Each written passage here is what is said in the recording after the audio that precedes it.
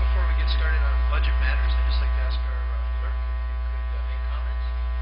Yeah, there was a revision to the order of business on budget matters. So what we will be dealing with tonight is that the Director of Finance will do a presentation on the capital budget, and then we will have a presentation by the Director of Transportation Services on the parking services budget.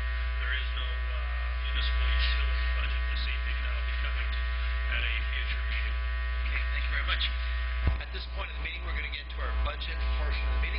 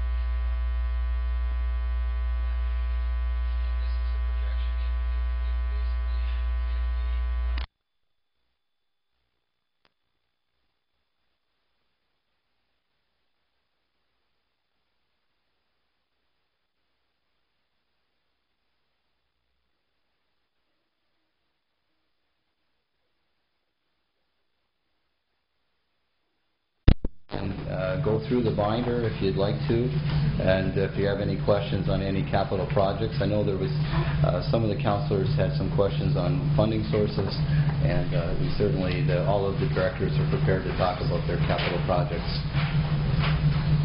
We recognized, I think at the last meeting, we did recognize the fact that we would not be in a position to approve either the operating budget or the utility budgets this week.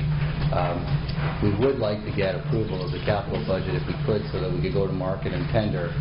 However, we do understand council maybe deferring that until we deal with both the operating budget and the utility budget, which will be at the next council meeting on March 26th.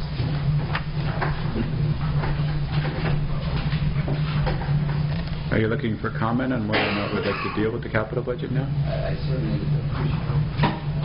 certainly would appreciate any comments, or maybe if there's any questions on projects or funding sources or anything that may be relevant. Does any member of council have any questions or any comments in regards to the capital budget? If not, I presume council would like to wait before passing the capital budget.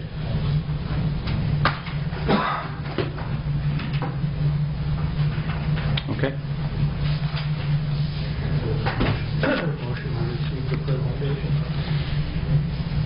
Could I have a motion then to receive the presentation? So moved by Councillor Carrier, seconded by Councillor Maves. All those in favour?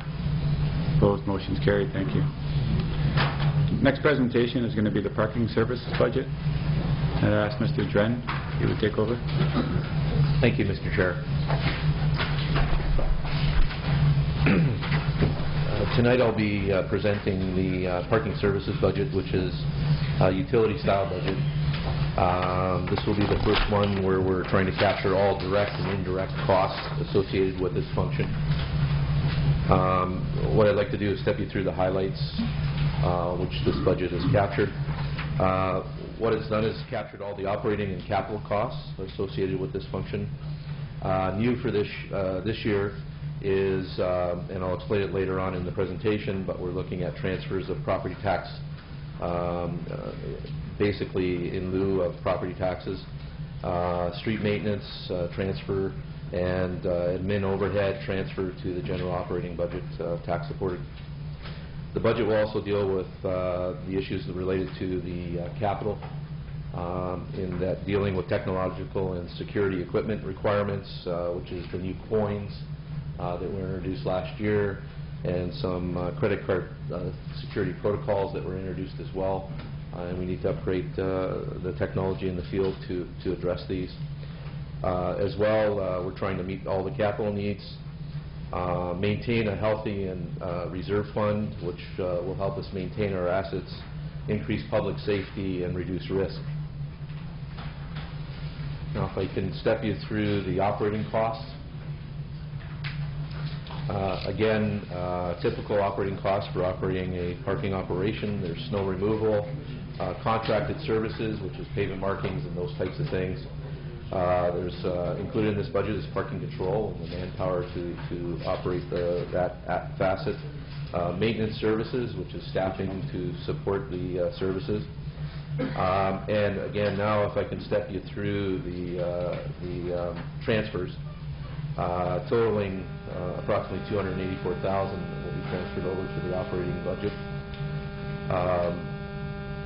We're looking at payments in lieu of taxes. So if this operation were a private business, they would pay taxes, and that's what this is doing. Transfer to streets, because paid parking associated, there's street lighting, snow plowing, street repair, and so forth associated with the spaces where the paid parking is. We're looking at a 10% capture of the gross on-street revenues, would go back to the streets budget. Administration overhead, capturing all associated costs with administering this function, which includes a percentage of my salary as well. And therefore, these three items will provide approximately $285,000 back to the operating budget. To look at the revenues, again, Council dealt with parking in the last several meetings, and these revenues reflect the changes that are coming forward. And basically, on-street revenue is approximately $670,000. Off-street, which is your transient off-street, which is again daily pay parking in off-street lots, is approximately $257,000. Monthly permits about $181,000, and fines $545,000. And that makes up the revenues for this operation. Moving forward, the reserve fund. Projected for 2013, after you work through your expenses and revenues, we're looking at a surplus of approximately $142,000, which would be added to the reserve fund that exists today is approximately $620,000, totaling $762,000, and the capital program for this year is approximately $343,000. Which means at the end we're projecting in the reserve of $419,000. Now, the capital program, as I indicated earlier, will address the technology issues, which is credit card. The credit card transactions at the machines are wireless, and there's some protocols that have changed, security protocols, and we have to deal with that to upgrade. Last year there was an introduction of $1 and $2 coins. Not all the machines and meters were upgraded, and therefore we're going to complete that this year. With regards to repairs, we're going to be dealing with repairs to parking lots. And again, because one of the things you'll see in the next slide when we move to it is that we're going to be doing a review of all the parking lots in the city and their viability. So this budget only reflects things that will extend the lot life, that will ensure public safety, things such as pothole repair, some guide rail repair, and crack sealing. So those types of functions will deal. This budget will deal with it. Finally, when we look at the next steps, we have to move forward with the new rate adjustments, and that's an implementation that's going to take approximately 2 to 3 months. The municipal parking lot rationalization report will be coming back to this council to deal with. Council also requested that staff deal with event-based parking in the tourist core, and we're going to be coming back with a report on that as well. We're going to be undertaking a service delivery review of our parking control operation. As well, we're going to be looking at the cash and loop policy and whether it's still viable and whether we should be still continuing with that policy. And then finally, we're looking for council to approve the budget, and then if there's any questions. Any questions of council on the parking services budget? Mr. Mayor? Only question, that one admin thing, was that is there a new hire in there? It was not. There wasn't? Okay, thank you. Sure, Mr. Harrison? Okay. The budget, the administration charges are based on an allocation that comes out of our financial information return, and it's basically an allocation amongst all of the departments out of our general government. So that 168 is just an allocated number. It doesn't really relate to any individual people. It's an allocation of a lump sum amount. The whole intention of this whole parking budget of being separated is similar to what we do in the building department, where Bill 124 kind of isolates the building department. In this particular case, many municipalities isolate their parking services operation so that it's independent of the taxation. So in this case, this is what we're doing, that we're setting this up that the rates and fees that are charged on all the parking lots and on street parking will ultimately pay for any type of capital improvements along the way. So if you look at the three charges, the PIL charge is actually what it would cost for if it was truly a private enterprise. Property taxes comes back into the operating budget. The transfer to streets is an allocation off the general revenue that we're taking off the on-street parking, comes back for an allocation against that. So those are the three examples. So I think on top of the parking budget being self-sufficient, Mr. Dred's department also has to transfer back to the city's operating budget $285,000 this year. Is that not correct? That's what those three numbers are. If you add them together, that's $285,000. Okay. Are there any other questions in regards to the parking services budget? Councillor Thompson. Yes, just regarding the change in the coins by the federal government and the pay machines. What is the cost to the municipality with respect to the coin changes as a result of the federal government? They range anywhere from $200 to $400 a machine. And I'm talking about a total amount. I got $175,000 to upgrade everything. Is that? The majority of what we're upgrading is the changes that the banking industry has done with regards to protocol related to credit card transfers. Okay, so it's not just the federal government. It's not just the federal government, correct? Okay. How much is their input into this? How much are they costing municipalities with the changes that are taking place? The protocols, as I indicated, the majority is probably, of the 175, is probably 150. $150,000? Correct. Yep.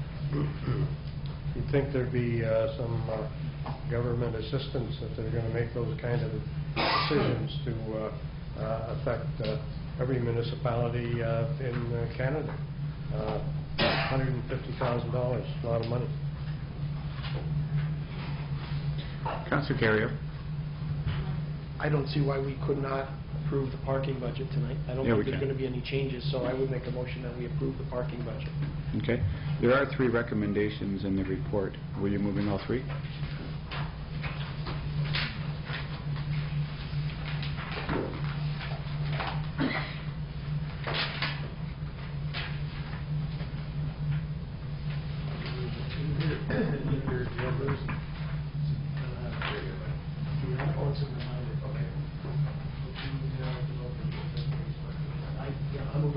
Okay, moved it all.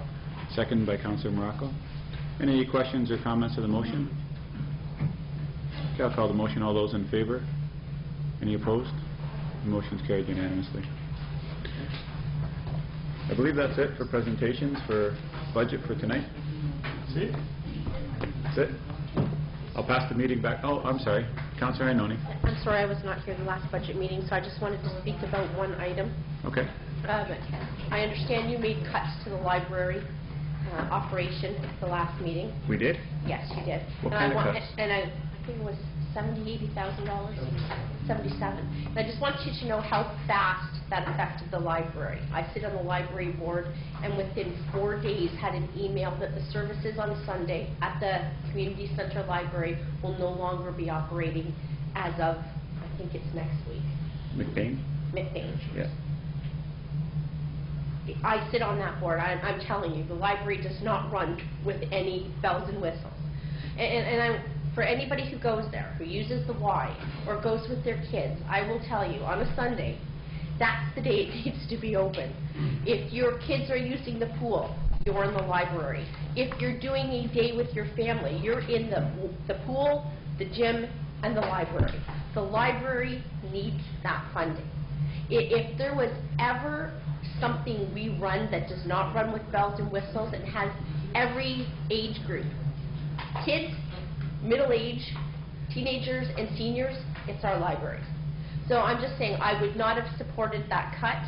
The library has felt it immediately. There has been a notice put out to employees to explain it's because of budgetary cuts at council. I want to be on record that I don't support that. I think there are other things, I'm assuming Joyce covered them at the last meeting, that we could have cut before we cut something as important as the library. And so for anybody who wants a library budget, please feel free to contact Monica Seymour. She will give you one. But there are no bells and whistles. You're either cutting books and materials or services. And just to clarify, I mean, when I asked you what we cut, I was saying it tongue-in-cheek because I don't know if it really should be classified as a cut. I think what you should say is that council did not approve the amount that they requested. I think, and Mr. Harrison is probably going to speak on it, but I think that they were requesting a 3.8% increase, and staff was recommending a 1.5% increase. So Yeah, and in Mr. Chair, I actuality, didn't their bring budget is going up this year. Yeah, I did not bring the report with me the day that they came to council, and I should have done that. It's down in the piles of stuff I have. But I will bring it back for the next council meeting, because I understand now that the operational budget was not passed. No, it wasn't. But those Mrs. Seymour came here and spoke that evening and explained it is from deferring purchases that had needed to be done for years. So I'd rather have all that information. I just want it to be known that that cut or that non-addition of dollars was felt immediately by people who use the library. And I just, in case somebody starts to call us, I want you to know that that was the public announcement that went out due to cuts at council, or due to... I realize that, and I guess what I'm trying to say is, you know, Yeah, it's not the way that it should come out. I understand what you're saying. The yeah. problem is they still do not have enough money to run a Sunday service. I can appreciate that. Councillor Thompson. Well, yes, there were no cuts. We didn't approve the increase that was being requested. And I have a great deal of sympathy for the library and the work that they do, and the importance in the community. So I would rather than just having some information come back, I'd like the staff to go and examine exactly what's going on at the library, how they can provide the service, and if there are other alternatives that can be looked at. I agree, Sunday at the McBain Center is a very important area, and maybe that's something we should look at again. I'd like to have a look at how they operate in comparison with other libraries, what the opportunities are for the use of volunteers, which has been brought to my attention, and reserves. I understand there's substantial reserves there, and I think that all has to be taken into consideration. So if we're going to do this, let's do it properly, and let's do it so we get all of the information and we work together in a positive way to try to make sure this benefit is there for the community. Okay. There's a motion on the floor that that staff go and sit down with the library. I'm sorry, Councillor, was that the library staff or the library board? No, I'm asking our staff to meet with and discuss and examine options for trying to make sure that the library services are provided in the most efficient and effective and cost-efficient way. Simple as that. Okay. Seconded by Councillor Ioannoni. I believe Mr. Todd wants to address it. Thank you, Mr. Chair, and we'd be happy to do that. Actually, you know, I think that we could have some dialogue with the library and try to find different ways that we could approach this. Just to put it in perspective for you, when we were here last week on the operating budget, we had presented somewhere in the neighborhood of about $1.2 million in cuts. And of those $1.2 million in cuts, there were $76,000 on the library. And the approach that we had taken as a staff is we knew we still have a budget issue. We talked about that last year, and we still have a funding gap. The approach we took was we had asked all of the departments to come in at about a 1% spending increase. And that's where we put up the $1.2 million in reductions. Included in that was a $76,000 reduction to the budget. It's still a 1.5% increase over last year's spending for the library.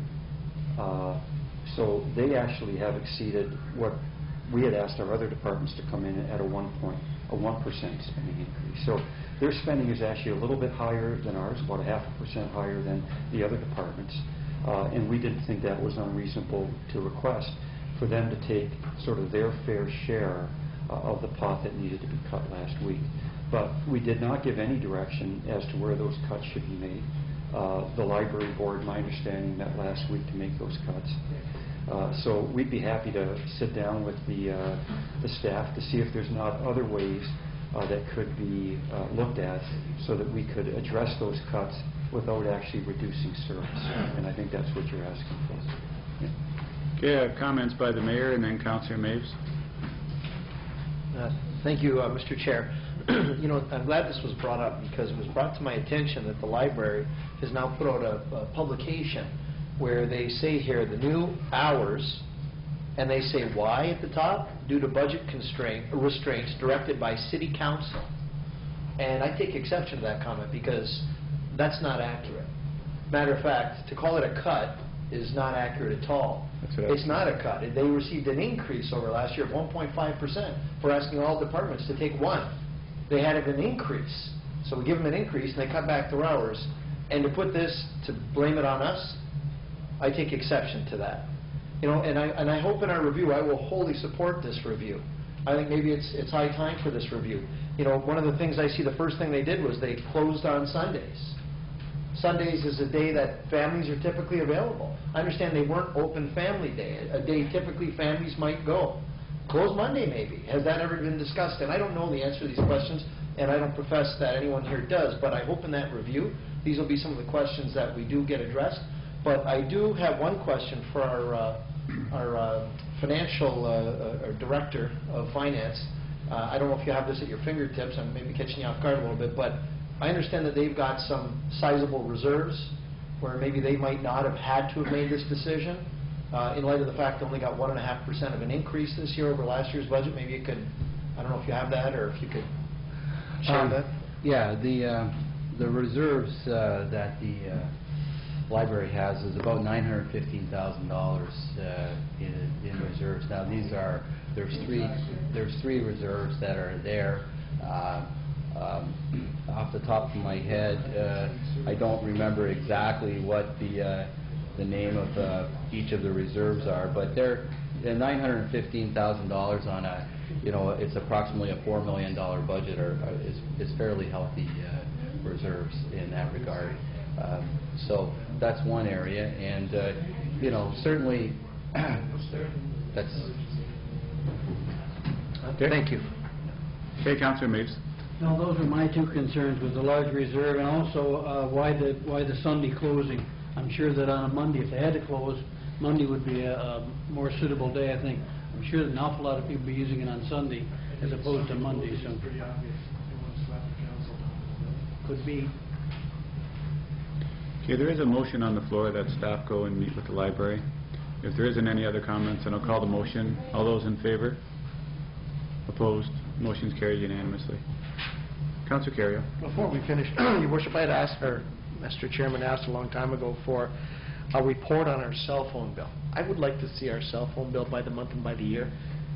I would like to see it. I asked for it some time ago. We never did press it. But I'd like to see what our cell phone bill is on a monthly basis and on an annual basis. Okay. Certainly, we're closing up the books for last year. We certainly can provide. I'd like to see it because if I had to go through and pick all the cell Yeah. phone, it's very. Yeah. It might be a lot easier for you to look at it or to pull it out so we can have it during budget discussions. Sure. Well, we'll try to shoot for a report for the next council meeting. So I'd make that a motion if you need it. Are you looking for one lump sum, or are you looking for... Our cell phone bill is by the month and by the year. Monthly, yearly, and then maybe... Are you talking council? Are you talking council users in the users in our total city staff. total staff? Okay. Total cell phone bill. Councillor Thompson. Well, is that all you're looking for? Is a number? What are you going to do with it? Why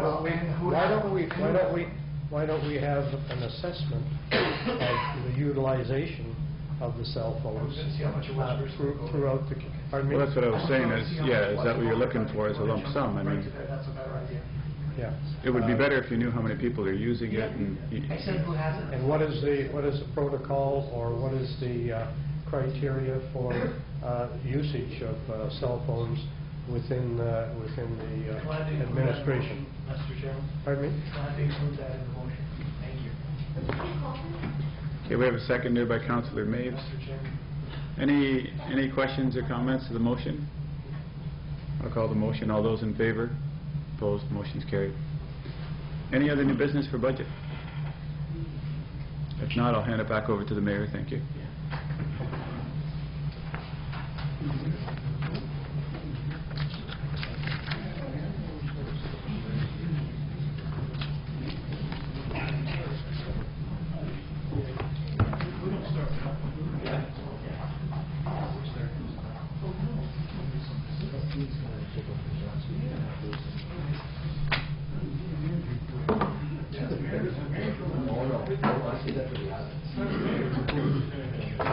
part of the meeting. What are you doing for the TV? You can make more time now.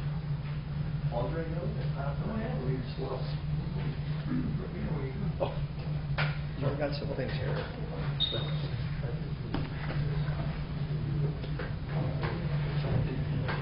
Okay, we're back into the regular part of the meeting. Seeing as we're 45 minutes early, we're going to ask the clerk to comment on how we can move the meeting forward without disrupting the process. Yes, Your Worship. I mean, certain things on your agenda have been slated for time. So, for example, your presentations and deputations are scheduled for 7. Your planning item is also advertised for that. Possibly there may be some public for the first report.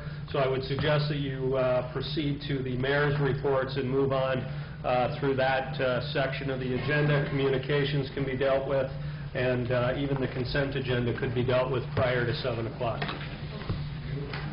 If we get all those done prior to, and we still have some time, then we'll have to have a little bit of a break. Yeah. Okay. Okay. Let's. We'll just open up our agendas to the communications portion then. Do your remark? No. No. I'm going to do save them. I'm going to do them after, because I'm chairing the meeting, not the clerk.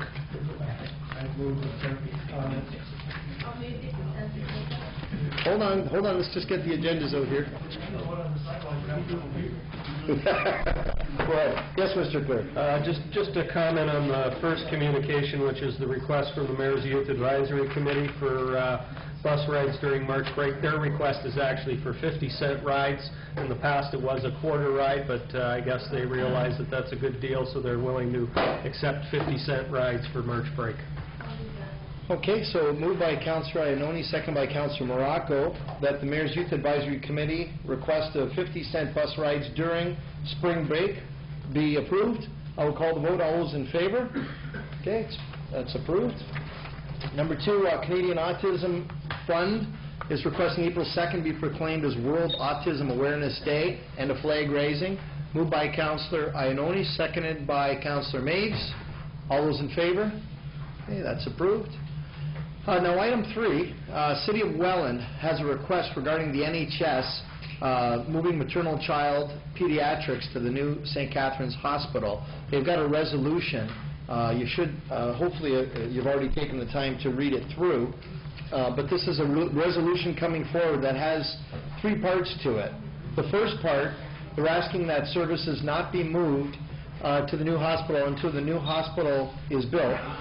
Secondly, that the LHIN and the NHS Board of Directors be given time to further study the situation. And thirdly, that there was one time a tripartite review committee established, which included a number of mayors, but not myself. It was the mayor of Fort Erie, Mayor of Port Colborne, and the chair of the Niagara region. That we're going to try to make some decisions on the direction of health care here in Niagara. So those are the 3 parts of the resolution. So maybe we can have some discussion here. Yes, Councillor Iannone? Thank you, Mr. Mayor. I'm going to make a motion that we turn down supporting the resolution, and I will tell you why. This, I guess when you... And what is that? Some of our fans. Oh, seriously? I missed them last week. Okay. I thought it was somebody's cell phone. Yeah, there you go. I'm sorry, I lost track listening to them.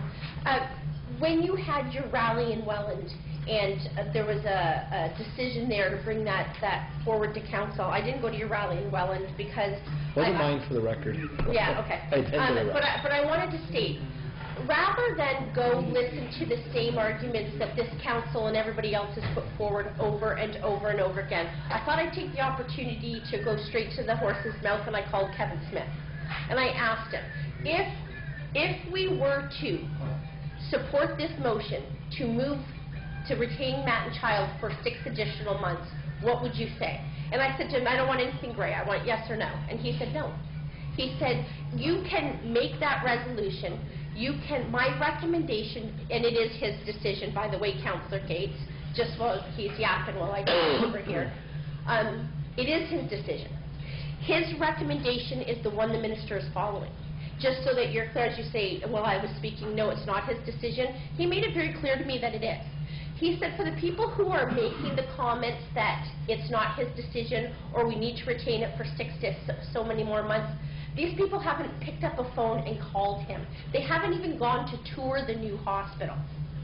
Now, I don't have a problem with being consistent and saying the same thing over and over again if that's your personal belief. What I do have a problem is doing the same thing over and over again while it's not working. And it is not an epiphany, but once you go through that new hospital and you see that keeping the stand we have may actually be the reason why we don't have that type of new site in Niagara Falls, terrifies me. To me, it's the Price Club 100 times worse all over again. The decision is not going to be changed. I think we need to start speaking with one voice. I know you've said this for ages, and I know you like me to say that you're right, and okay, come on. And I admit again that you were right, I was wrong. But I will say, I'm sorry. Once an evening, but I will say this. We should be having rallies to make sure Premier Wynne approves that hospital. We should be having rallies to make sure Deb Matthews recommends that we save that hospital. We should be having rallies that bring the thousands that came out in Fort Erie, the hundreds that came out in Welland. And by the way, we had rallies here, not one brought out more than 300 people. We put out, I think Teresa and I did 10,000 petitions that we assembled downstairs for hours to put forward to this council. We did everything we could. We are giving the same message over and over again. We are giving the same statistics over and over again, and we're getting the same answer over and over again. We need to have the same concerted, manic effort to bring everybody together saying, let's sign a petition to get that new hospital, not to retain services that are gone, because they are gone. He has told you they're gone. He told me that. You know they're not going to give an extension. I know they're not going to give an extension. I know he's not going to recommend an extension. I've spoke to Brady Wood. I've spoke to Kevin Smith. I know that transportation still has to be addressed. They know that. I mean, we've told them over and over again. The Premier's heard that. Maybe taking a positive, proactive approach to say, hey, listen, let's maybe get a meeting with the Premier instead. Let's meet with the Premier and Deb Matthews. But I really believe we can make that much noise to get a new hospital as opposed to saying, let's kick them when we're down. We lost this fight, and I don't have a problem saying that to the residents because I can sleep at night knowing we made every bit of effort we could to save those services. Now I think we have to make that effort and 100% more to make sure we get that new hospital. I don't want to be part of the problem that causes us to lose that new hospital. And I think that's the message that's coming from this council if we support that resolution. And Councillor, did you make I don't remember if you made, was there a motion? Or? Yeah, I made a motion to not support the resolution. Okay. Because I do believe that will then go on. I've heard from other politicians and you yourself telling me that this will cascade to Welland then wanting a re-looking at where that hospital is located. I think this is a real slippery slope. The recommendation is in Niagara Falls. Now let's put the same effort to making sure it happens. Okay, thank you. Councillor Morocco? Your Worship, I'm just going to support the fact that Councillor Iannone has brought forward all those points, and my biggest point was that we have to look that we're being positive. We want to work together, and I think that's our focus now. And foremost, I did pass with transportation is a key thing that we need to be focusing on too. We need to make it work. So I will support the motion.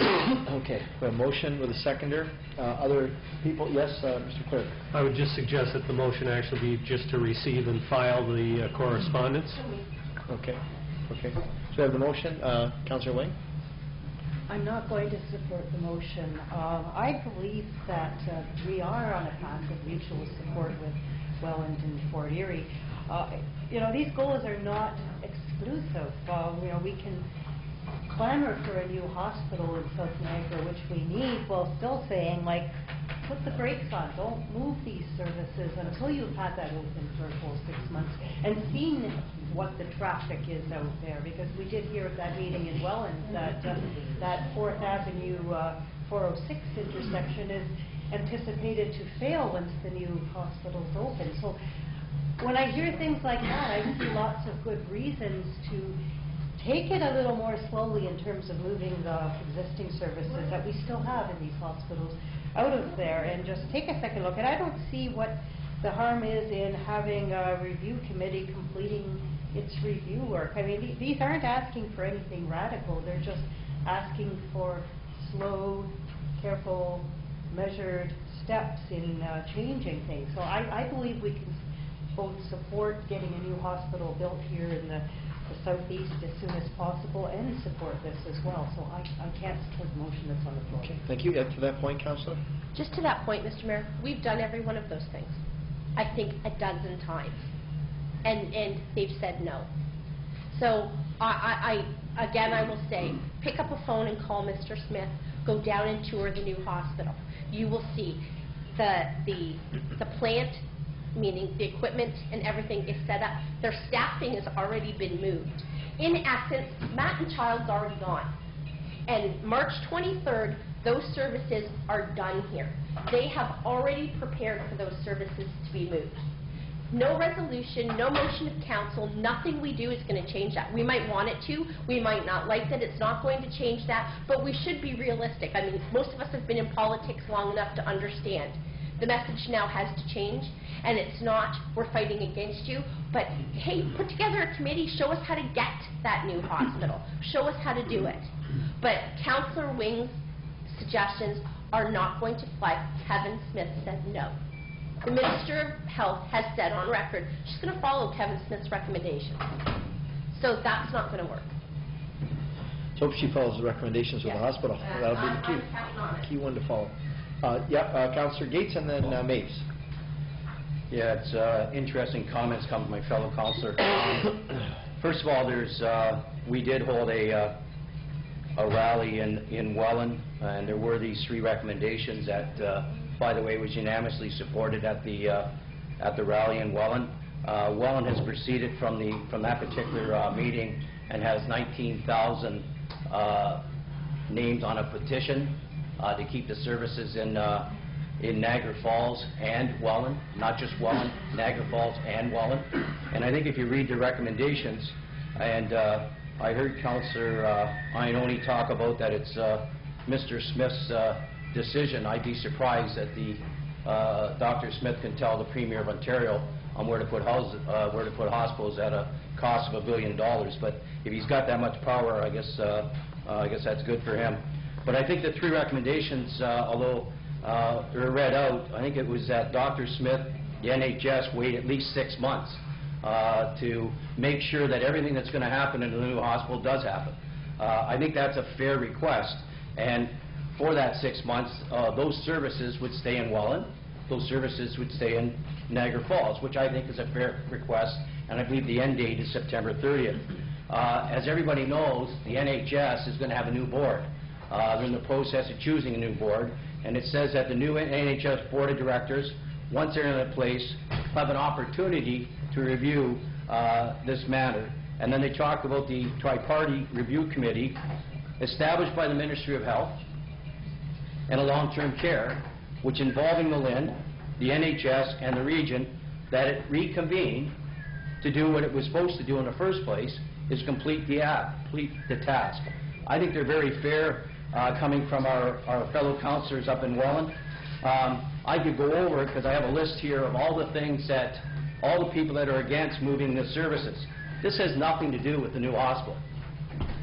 The new hospital is a separate issue. I said that 6 weeks ago, 2 months ago, right here in this council chamber. I got the full support of my fellow councillors on that particular meeting.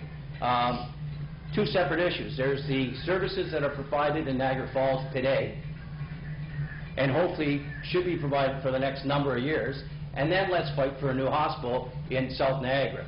2 separate issues. I understand what Mr. Smith is trying to do through the LHINs and the NHS, and that's to make sure that the private hospital in St. Catharines is going to be able to make money. I mean, I understand all that, but it shouldn't be at the expense of the rest of the Niagara region. It certainly shouldn't. And when you take a look at it, and I know I'm repeating myself, but I think it's important to repeat because obviously it was raised in this council chamber and supported that the majority of local doctors, politicians, and people in the area that will be severely impacted by this decision all agree now we have one now that's not agreeing, and maybe two, that should not be removed from these community hospitals for numerous reasons. And we talk about the numerous reasons. All citizens of Niagara will have to travel to St. Catharines for these services. Now, we're already talking about now, and I'm sure Mayor Diodati, my fellow councillor, has been paying close attention to it, that they have to spend another $30 million just to get people to the new hospital. Think about that. So that's the one thing. Transportation system isn't in place to service the residents in Fort Erie, Niagara Falls, who cannot afford, by the way, to make that trip to the far end of St. Catharines. So transportation is still a major issue. And never mind the $30 million they're going to spend, and I believe it's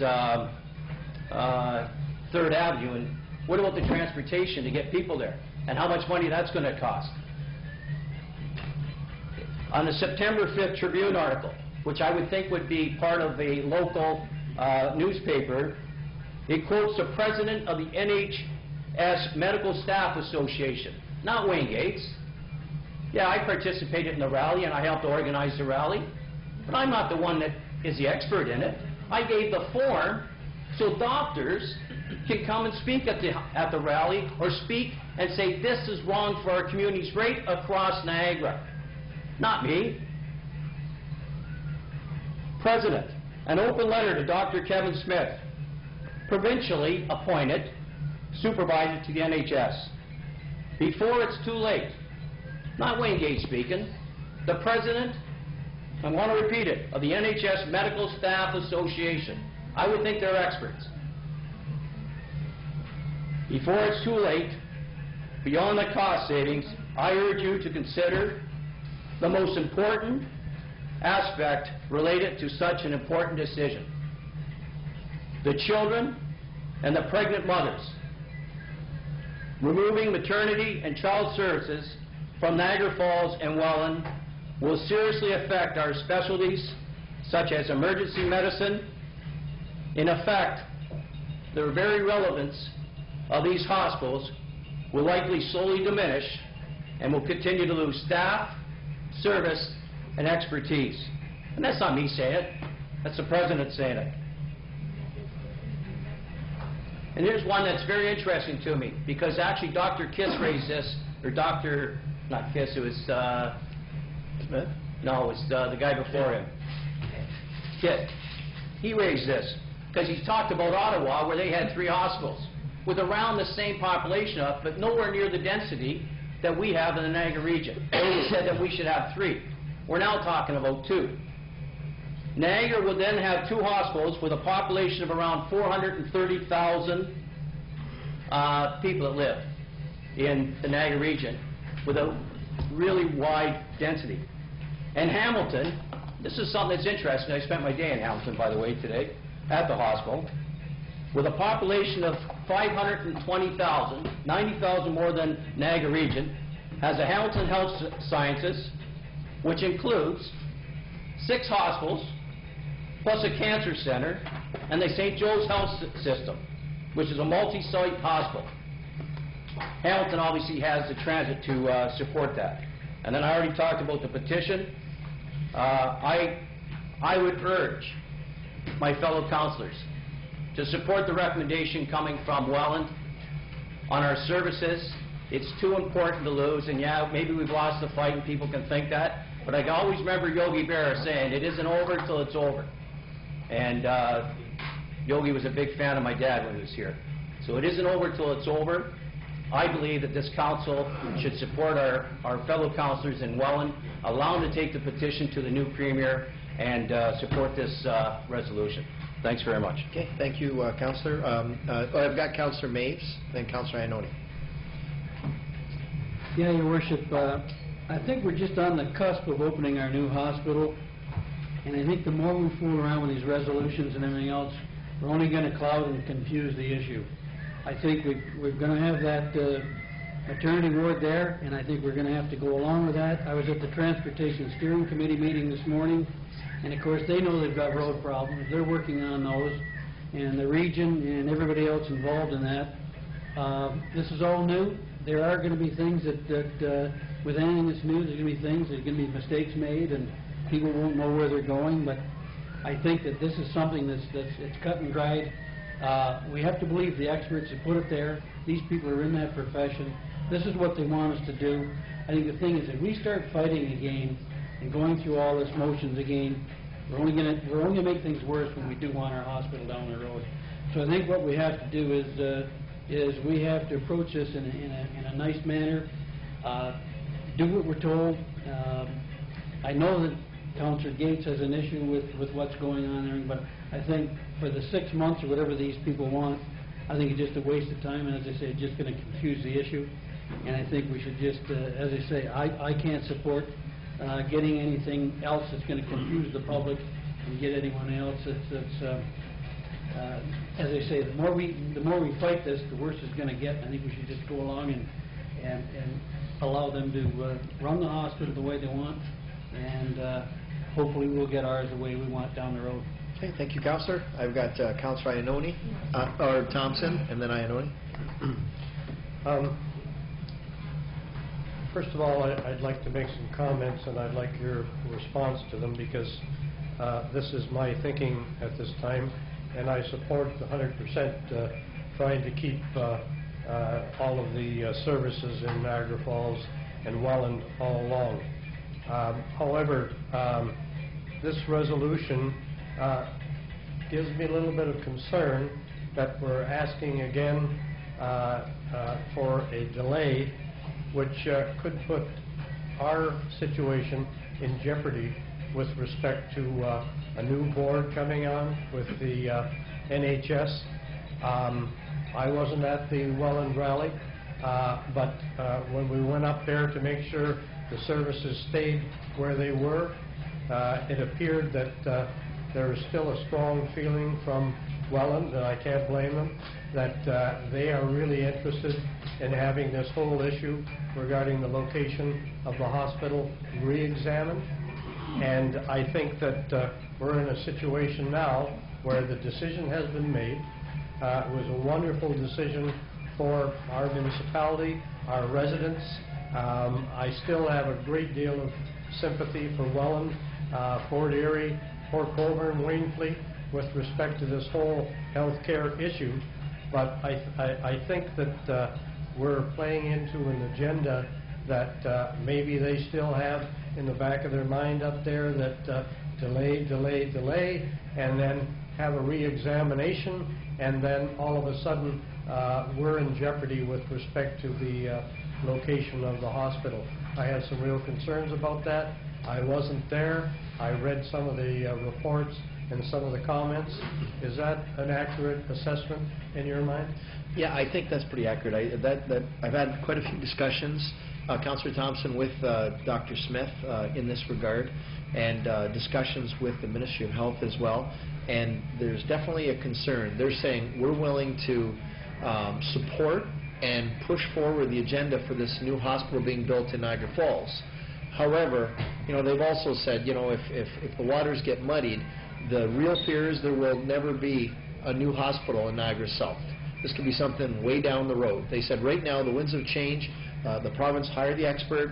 He determined there needs to be a new hospital. He determined where it should be, and his concern is eventually he'll move on to another job. The minister who hired him will move on, and no decision will be made, and this could be will be the way we are today for a long time to come. And I know Welland's thought that they could hang on to what they have and maybe reinvest in it. And they said that definitely is not on the table. It's either a new hospital in Niagara South at Lions Creek Road or nothing is where we're at right now. So there's definitely a concern of crossing that line and jeopardizing a chance of a new hospital. So I think you nailed it up pretty good, summarizing where we're at right now. So I agree. We don't want to lose any services. However, then you start to cross that line. Yeah. And I agree with you. You cautioned me a little while ago about making any derogatory comments about the casino issue, which I didn't. But it seems that maybe I should have at the time.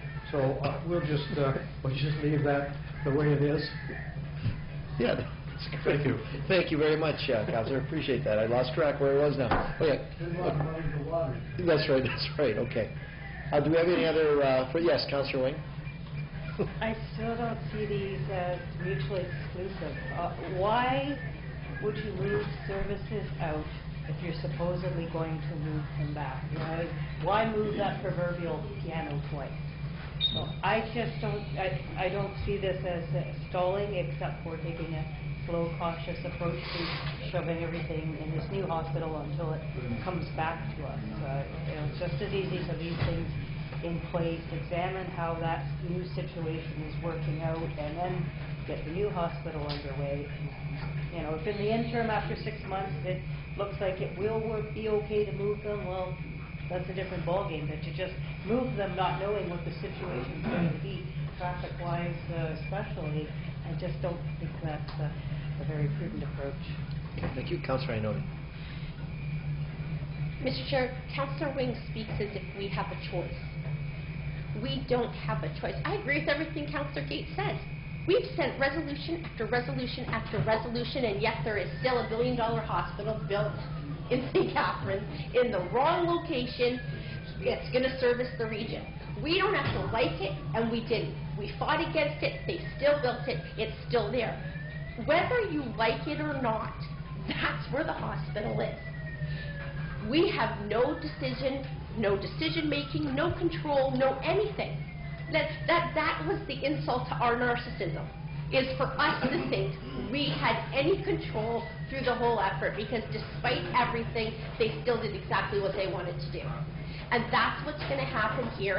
And I read the comments of the Premier while I was away, and all I could think of was, this is the last thing we need, is to send a resolution criticizing their decisions that they've already made, that we have no choice over, instead of coming together and saying, look, let's work with you, we want that new hospital, as opposed to no Matt and Child and no new hospital. So, I mean, it is what it is. You don't have to like it, but it is what it is. Okay. Yes, Councillor Gates. I know, you just said that you had talked to Dr. Smith a number of times over the last little while. I have. Did he give you exactly when the hospital will be built in the south? No. Did he tell you? No. Okay, thanks. Okay, so we have a motion on the floor. We'll call the vote. All those in favor? Okay, opposed? Okay, we've got 2 opposed. Okay. Moving on, Victoria Centre BIA requesting $60,000 be committed to streetscaping in this year's budget. And it's recommended that we refer to budget, so staff's recommendation. Councillor Morocco, okay, move the recommendation. Seconded by Councillor Maves. All those in favor? Okay, it's unanimous. Okay, are there any additional items for council, Mr. Clerk? No communication. Okay. Can I speak up? Yes. Moving on to the consent agenda. Okay, we've got a motion. Motion by Councillor Carrion and seconded by Councillor Pietrangelo to move the consent agenda. Yes, Councillor Wing. I'd like to discuss TS 2013-01 playground sign. Okay. Anybody want anything else lifted? Okay. So we'll call the motion to remove the remainder of the consent agenda. All those in favor? Okay, it's approved. And back to TS 2013-01 playground signs. Councillor Wing. As it's pointed out in the report, City of Toronto, City of Brampton, City of Mississauga, they all have signs available to be posted at entrances to neighborhoods to remind motorists entering those neighborhoods to adjust their driving habits, vehicle speeds, and transition from higher speed arterial roads into something more appropriate for residential subdivisions where there might be children out playing. And, you know, I am so used to seeing these in neighboring municipalities, Niagara-on-the-Lake, St. Catharines, and it's something we deny our own residents. And to me, it's a customer service issue. You know, if we're going to bend over backwards to give good customer service to those pleading ignorance of the law in terms of parking and traffic matters, then why can't we give good customer service to parents who are pleading for the safety of their children? You know, we all talk about wanting to get kids away from their from TVs and computers and get them outside playing like, as we were growing up and combat obesity and all that sort of thing. Well, they go outside and play in the streets just like we did. But the world is so much more hectic these days. Everybody's rushing, and a lot, the staff admit there's a lot of requests for children playing type signs are frequently received from residents throughout the city. There is a demand for these, and to me, it is simply good customer service to provide them. And yes, I agree that no, they're not something that the Ontario Traffic Manual specifically addresses, but there are a number of other municipalities in Ontario and our own close neighbours who provide them anyhow as a public service, and I think we need to ask our staff to come back with a policy on providing them, and that is my motion. Okay, we have a motion by Councillor Wing to ask staff to come back with a policy on the sign. Councillor, can you be more specific for Council the sign? Certainly. It's not playground signs that we're talking about. The label of the report is a bit of a misnomer. It's more watch for children. As I said in my email, the one in St. Catharines is something about slow watch for children. So it's those sort of signs. We need a policy for how to deal with them when they're requested, because maybe they're not appropriate in all situations. But when there's and I remember what started this, and why I brought this request forward in the first place, was there was a gentleman who was pleading for one for his street and was willing to pay for it, like the sign and its installation himself. And when you have people feeling that passionately about it, that they're willing to bring their own, come up to the table with their own money, I think in that case, there's really some substance to what they're requesting. And so I think we need a policy to look at requests for these slow watch for children sort of signs, and to do what our neighbours are already doing and provide this service to the community. So they're specific to children, neighborhood type signs?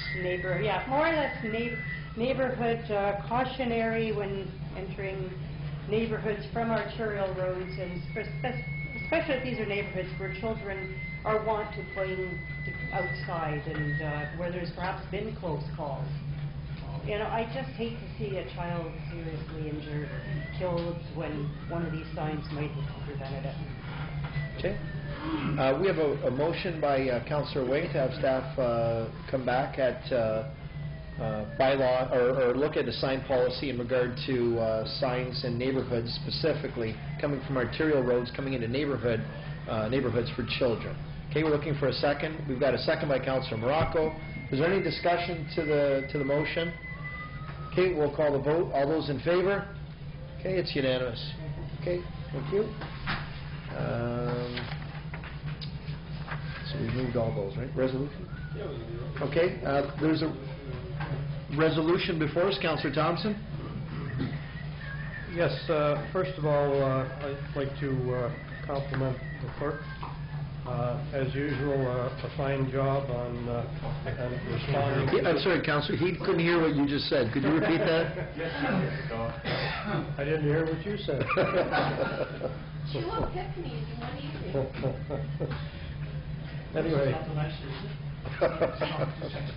Anyway, this is an issue that most people, if you told them that this was a legal permitted use in your community, would kind of smile and laugh and be in total disbelief. When I heard about this, I had to investigate it myself personally, and found that it is legal for somebody to get a license from the federal government without any discussion with the police, without any discussion with the municipality, without any zoning suggestions, without any protection in residential areas, to have a legal grow-up. When we've been spearheading the illegal ones through this municipality and telling everybody else how to do it.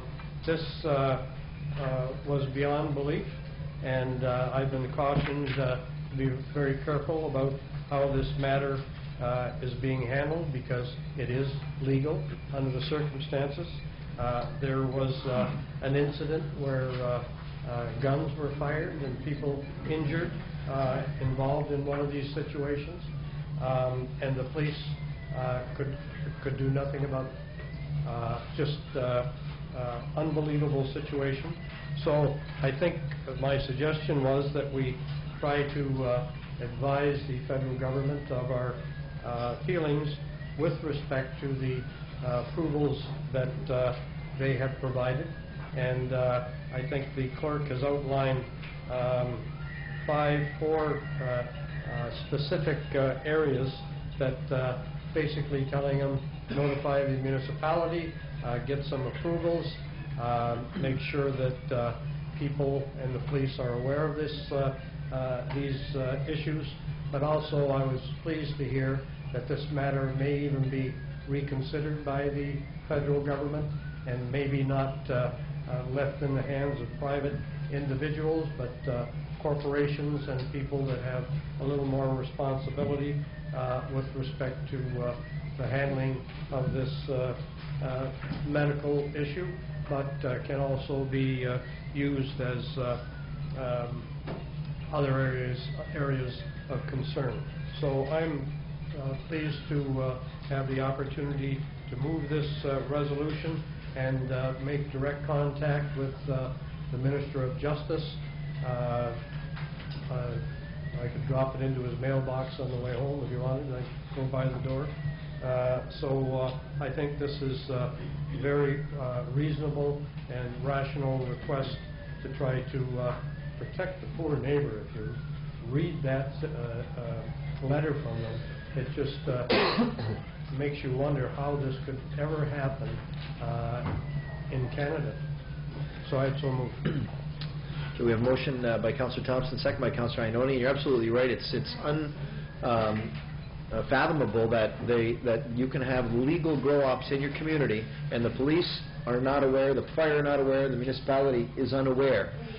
Your neighbors are unaware, so you're unaware that it's going on, and it was, as it was mentioned by one of the police at the time in the interview, that maybe they're licensed for 25 plants, but nobody's policing that they only have 25. So it's a real silly situation to do. So I think I agree. I think this resolution, our clerk did a very good job at encapsulating all the issues and our concerns. So we have the yes, Councillor Maves. Yeah, I just Googled the word marijuana, and I don't know whether it matters or not, but it's also referred to, and it's spelled with a J, we have it with an H. Does that matter to the resolution? And also it's referred to as cannabis in here. So I'm just wondering if we should not, just to be more specific about the resolution, that somebody can't say, oh, this is a different type or variety or something. Does that matter? Well, there may be a number of other terms, but we'll ask the clerk. I was stoned when I wrote it, so I'm just kidding. I don't do that. No, in any of the correspondence from the feds, they use the H, which I found kind of strange as well. I mean, I know most people spell it with a J, but everything that's come from the feds on this is spelt with an H, which I guess is maybe the Latin phrase or whatever. So I think we're okay with the spelling, and I think the point is made. The fact is that the feds are changing the laws on this, which is a positive thing, although what we're saying is it could be even better in the sense that we need notification as a municipality. It's very unlikely, it may be very unlikely that any of these commercial producers that will be allowed as of 2014 will necessarily come to Niagara Falls to set up shop, but if they do, they should have to abide by, local regulations, whether it be zoning, building code issues, those sort of things. So, spelling's okay. Very observant, Councillor Maves. That's good. Any other discussion? Okay, we'll call the vote. All those in favor? Okay, and that is unanimous. Excellent. Okay, then I guess I will quickly run through the Mayor's notes. Is that what we're going to do next? You can, or you can do that one declaration. Oh, just before we do, why don't we do that one first? The additional property matters item. We're looking at L 2013-04, declaring surplus Part 6 on reference plan 59R 7160. Is there anyone in the audience for that declaration of land? Okay, seeing none. Moved by Councillor Thompson, seconded by Councillor, who did I see over here? Councillor Ioannoni, that we declared surplus. Any discussion to the motion? Okay, we'll call the vote. All those in favor? Okay, and that's unanimous. And now, on to everyone's favorite part of the meeting, the mayor's comments and reports. It's a brief report tonight. Where are you going, Councillor Carrier? This is your favorite part of the meeting. It's his favorite part. He always puts his PVR... Sorry, only the date changes. He just puts his PVR on at home, and he watches it afterwards over and over again, and so sweet to hear him say that. It's cramps. Yeah, he does. He gets emotional, actually, he told me. So sometimes he likes to leave the meeting. But anyway, what happened, we'll start off. Dialysis Center grand opening was just next door. Exciting in the Hatch building. Councillor Morocco was with me in attendance. So anyone currently that has kidney disease that's been traveling for dialysis to St. Catharines or Welland can now get it done right here in Niagara Falls. So it's a great day for anybody that are looking for kidney assistance. Big brothers and big sisters had their Bowl for Kids' Sake at Cataract Lanes this weekend. I was joined by my teammates, Councillors Morocco, Gates, and Maves, and let's just say we burned up the alley. We had a lot of fun, and we're looking forward to the next bowling tournament that's coming Friday for Niagara South, Niagara South, Women's Place. Family Day at the museum. It was free admission on Family Day. We had over 750 people attend. It was a great day for people to be introduced to our beautiful new museum. Niagara Falls, at Niagara Square, we had the Cub car races take place, and our MPP, Crater, and myself, we had a race and had some fun, and we shook our left hands with everybody in attendance. The Mayor's Cup Sports Fest 2013. We're pleased to announce our City of Niagara Falls hockey team were the Division C champions. They played well and very proud, and they brought home the plaque. So congratulations to our team. Special announcements. Tune in for the latest episode of Getting Chatty with Mayor Diodati. Our informational TV program on Cogeco is also available on niagarafalls.ca. I know Councillor Gates says he watches it over and over again. It's his favorite show. He just asked that it be longer. Recent story was on the museum, and the one that we did right after that'll be airing in a few weeks, will be Coyotes. And I know that Councillor Morocco is very excited. That's one of her favorite shows. So good luck to all the councillors. Enjoy your shows. Make your popcorn. The Leisure Guide, formerly known as the Leisure Guide, is now called the My City Guide, and it will be distributed throughout the city this week, delivered in the Niagara Falls Review, so look for your delivery. What's new? 8th Annual Valentine's Day Special Needs Dance for St. Mike's High School will take place February the 27th. The 11th Annual Strikeout Violence Bowling for Women's Place will be March 1st at Cataract Bowl, and I expect that we'll assemble the rest of our team and the rest of council. You're welcome. We missed a lot of you, and we look forward to having you there. We need at least one more bowler to join us on March the 1st. March break is up and coming, the 11th to the 15th. Take some time to enjoy your family and check out what's happening in the city. Go to niagarafalls.ca. Last two announcements. Grand finals for the Niagara Talent Search are taking place at Fruin Theatre March the 6th at 7:30 p.m. For information, go to gregfruintheatre.com. State of the City, and this is a real important one, ladies and gentlemen. If you have not already bought your tickets, this year's State of the City address, hosted by yours truly, in conjunction with our Chamber of Commerce, will take place Friday, March the 9th. That's next Friday at noon at the Americana. If you haven't already got your tickets, you can call the Chamber of Commerce to get them. Again, State of the City, Americana, taking place next Friday, March the 9th. And lastly, I did want to make an announcement, very important, that our clerk, Mr. Arafita, his team at the Rotary Trivia Night was successful. They took first place honors, and maybe we can show some appreciation for how well they did. Well done, well done. They knew how many MPPs. Mr. Clerk, would you like to maybe share with us the secret to your success? You've been at this many years. Have you ever won before? And why this year? Was the addition of Corey LaRock? What was it? Were you doing some mental exercises? What was your key? We have won in the past, but I do have to say that Mr. LaRock was a worthy addition to our already top-notch team. It was a true team effort. All right, well said, well said. Well, congratulations. Mr. Arafita. Are there any other points here for Mayor's announcement? Any other comments? Okay, seeing none, we are going to get back on the agenda. And maybe just before we do, I understand Chief Smith, you had an introduction that you'd like to make. Thank you, Your Worship. I'm pleased to say that we have two people from Information Niagara here tonight with us. The Director, Rosanna Toms, and Jackie Roddy are going to give a presentation on the 211 phone number and their call center processing that they have with respect to emergency management and how they can help us during emergencies and during times that we have to get information out to the public. And they're giving us some more depth in that area, and I'd like to ask them to give us an update on their services now. That's great. Thank you. And, just after the presentation, there's a report that follows this as well for your consideration. Okay. Welcome. Well, thank you, Mr. Mayor, members of council. I'm here today to speak to you or to remind you about the 211 service we have here in Niagara. And as Chief Smith says, to explain how we can help you in times of emergency.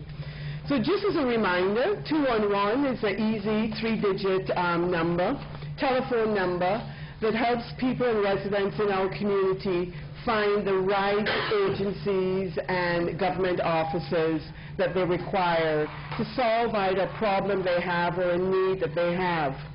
Calls to the 211 center answered by live, trained information referral specialists. These are staff in our office who receive certification as information referral specialists. The service is available 24/7, 365. So people can call anytime they require, any day they require. The service is also available in 150 languages, and that's very important to us here in Niagara because of our newcomers.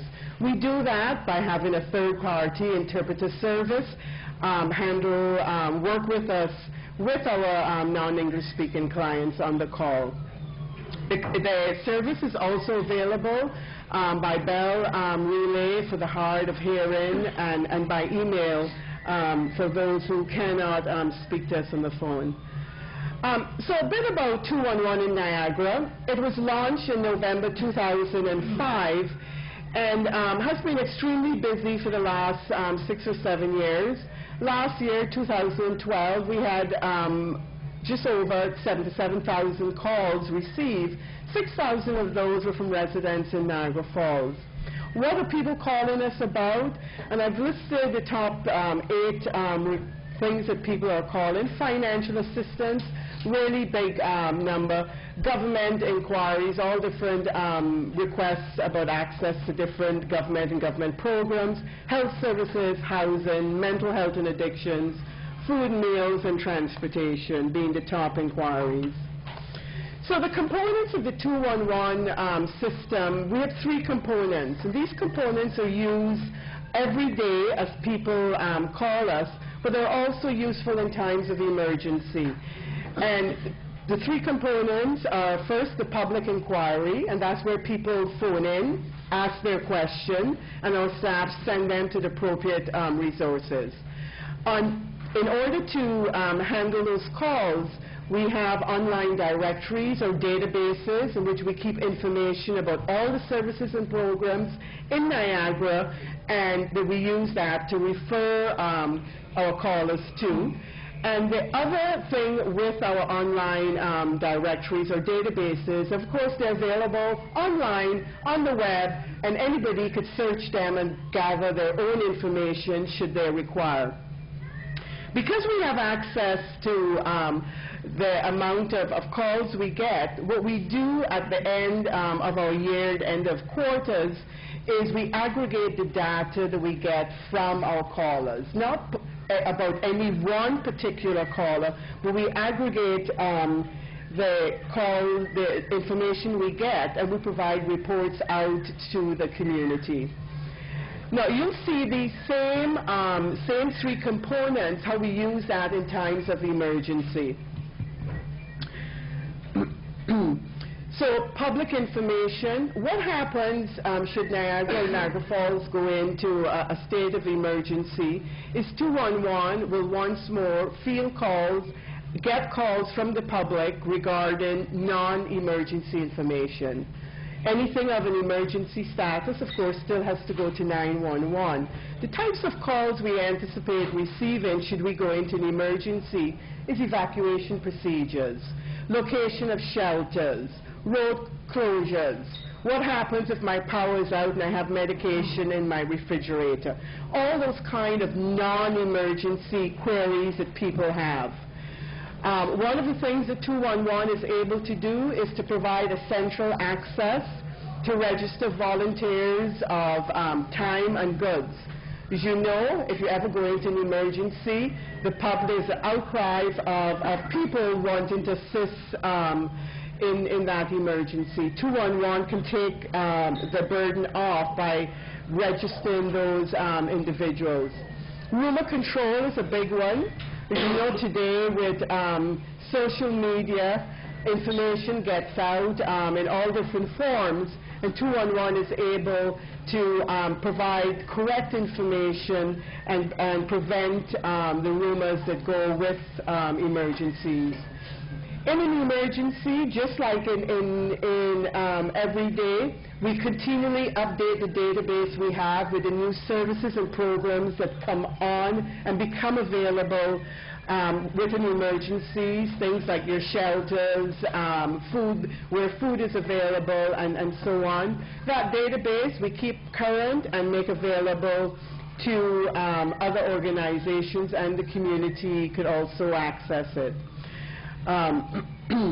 In order to do this, we would maintain continual information exchange with the Emergency Information Officer for the municipality to ensure that only correct information gets out into the community.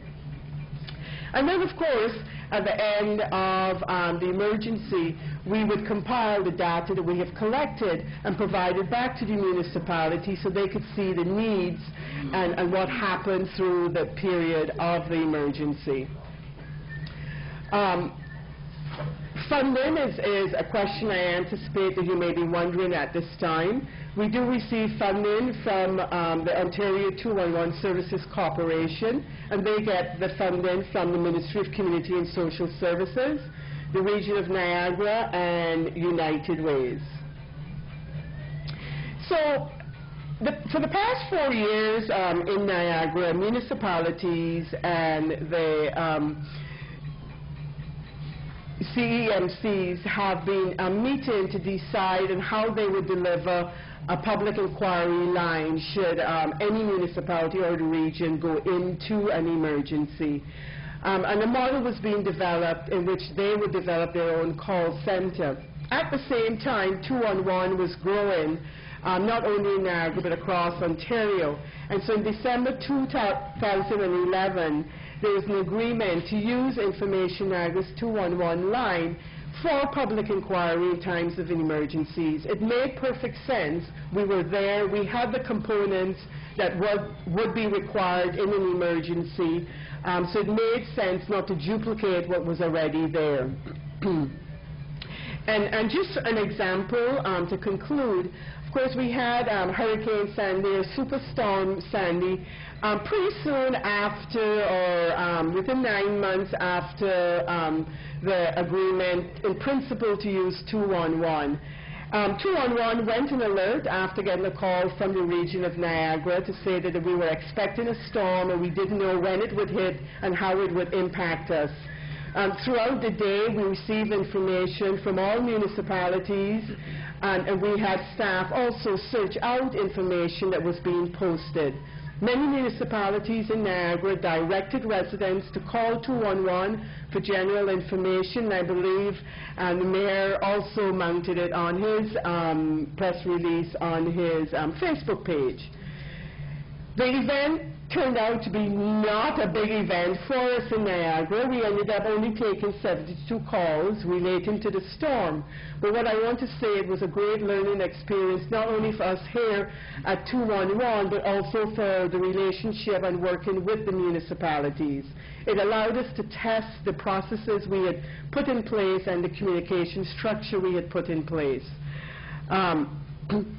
So I feel very confident that, in fact, 211 is ready to work with municipalities, and in particular with your municipality of Niagara Falls, in times of emergency. Thank you. That's great. Thank you very much, Rosanna. Is there any questions of council? Rosanna? No, question is, I see you've got a cell phone on the picture. You don't have to do star before dialing when you use the cell phone? No, just 211.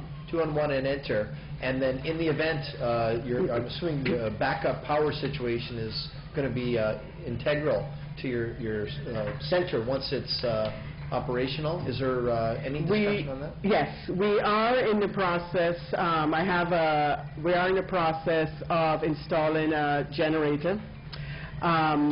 It should be installed by June, July. It turned out to be more expensive than we had anticipated, but we are gathering the funds to do that. So we will have a generator that will power all our systems in our office, yes. Okay, that's great. All right, thank you very much. Thank you. I understand we have a report that goes along with this. Chief, did you want to speak to the report at all? Yes, thank you, Your Worship. For many years, we've been looking for a call center to take the overload of calls that we would get during times of emergency, so we can keep our emergency lines freed up, so we can keep our city hall lines freed up and do normal business throughout the remainder of our municipality when we have an emergency. So as Rosanna explained, we tried to look at different models, and eventually we came to the realization that 211 would provide the best service for our needs. So we're working together. 211 has come a long way in a very short period of time to be able to deliver those emergency services. And what we're looking for is a formalization of an existing relationship that we now have with 211 to provide that service for us. As Rosanna explained, during Hurricane Sandy, all municipalities used 211 to be able to help to take that overload if it were to have occurred. Although it didn't, they were ready to do that for us. The issue of emergency power right now can be handled through 211 in that if they have any problems, they can reroute their calls to the Toronto office and handle all their calls from there. And the key to this whole thing is providing good information to them. So our emergency operations center and our community control group during times of emergency would provide the information we would want to have displayed to the community when they call in. We would send that to 211, and then they would have that information for all of their call handlers to be able to give out. If the questions varied from those responses that we provided, they would have communications directly from Rosanna to Dean or to myself to get an update and get the proper information so that they could provide the public with the best information. So again, we're just looking for formalization of that process through an agreement that we're asking Council to approve tonight. Okay, thank you very much, Chief. Okay, the resolution will be moved by Councillor Iannone, seconded by Councillor Morocco. Any discussion on the motion? We'll call the vote. All those in favor? Okay, it's unanimous. That's great. Thank you very much. And Councillor Peter Angel, they asked that you not call looking for the best deal on pizza. They can't give you that kind of non-essential information. It's not 2 for 1. It's 211. Just want to be clear. Okay, next,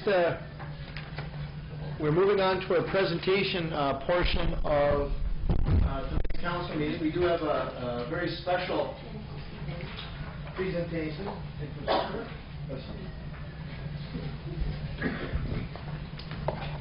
And for anyone that has been reading the paper as of late, or for anyone that's been following interesting incidents or activities as of late, you'll realize that something very unique happened about 51 years ago right here in this community.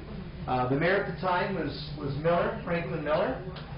He was the first mayor since the city amalgamated with the township of Stamford.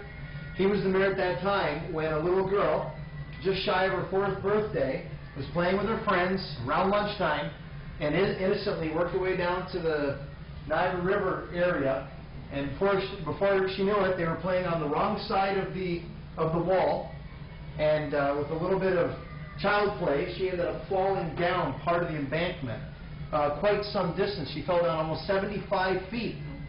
Miraculously, not only was she not killed, she was not seriously injured. She landed on some soft branches, apparently, some soft mud, and I was reading all the stories from 50-plus years ago to find out what actually happened. And the interesting thing of this story is the fact that they weren't so sure that she actually had gone over the wall. They weren't so sure that she wasn't actually in some friend's house. But that story got a little tired as the night went on, and it became midnight. You got to remember, this is a girl just 2 weeks shy of her 4th birthday, and it was cold. It was a cold time of the year, and if it wasn't for the heroic efforts of a number of individuals that when the search was called off, these people decided to keep the search on. Matter of fact, at that time they were even criticized because they decided to keep looking after they had been told that the search was off. And they used some expertise, they used some skills and some hunch, and they ended up miraculously climbing the wall, going down 75 feet into the gorge at nighttime. Remember, this is 50 years ago. We don't have all the aids that we have today. And they ended up finding the girl. And she wasn't yelling out to them, apparently. She was still hiding. She was scared. She was hungry. She was cold. She had no way but down. She had fallen, there would have been another 125 feet down to the river. So there was nothing she could do. And it was just by sheer chance, sheer luck, sheer act of God, sheer bravery, sheer whatever you want to call it, tenacity, that these individuals did not give up. And if you saw in the paper recently, one of the gentlemen has the little girl's shoes from 51 years ago. And unfortunately, she's deceased. She had passed away of breast cancer. But her daughter, we understand, is still alive. Even her mother is still alive. So the interesting thing is, for some reason, these gentlemen were never, ever properly recognized. And they did not receive citations, and of course we were not aware of it. So our office found out about this and reached out to the individuals, and we didn't want to waste any more time. We wasted 51 years, we didn't want to waste any more time. So we've asked them on behalf of your city council and the residents of Niagara Falls to come here, to come forward and be properly recognized. So I now call forward, if I could, Russell Sanderson, better known as Sergeant Sandy, who at the time was a police officer, Ben Schweitzer, who was in the paper, who's already been made famous by our paper, who was, as I understand, a former firefighter. Is that correct? Former firefighter. So maybe I'll get the chief up here to help me do this. And then, of course, now Richard Gorham, he's passed on, but his wife, I understand, Flora is here. Is Flora here? Yes? And Flora is going to posthumously receive an award on behalf of her husband. If you come down to the end, we've got a little gateway. I'm not going to ask you to jump over. I mean, you've done enough jumping over walls already. I think...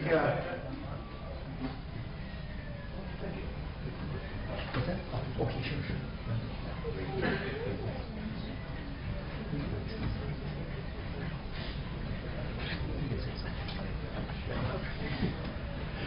Hi, Lee. Ben, how are you? Good. Very good. Come on up here. Come on up here. Welcome. It's got to be Sandy? Sure. Sandy, how are you? Welcome. Vertical. That's all. He's vertical. Nice to meet you, sir. Come on up here. Flora, how are you, Flora? Come on up here. Good to see you. Well, ladies and gentlemen, we're now going to go ahead. We're going to start off with Sergeant Russell, better known as Sandy Sanderson. Congratulations, and on behalf of your city, thank you very much. Thank you, sir. Very kind.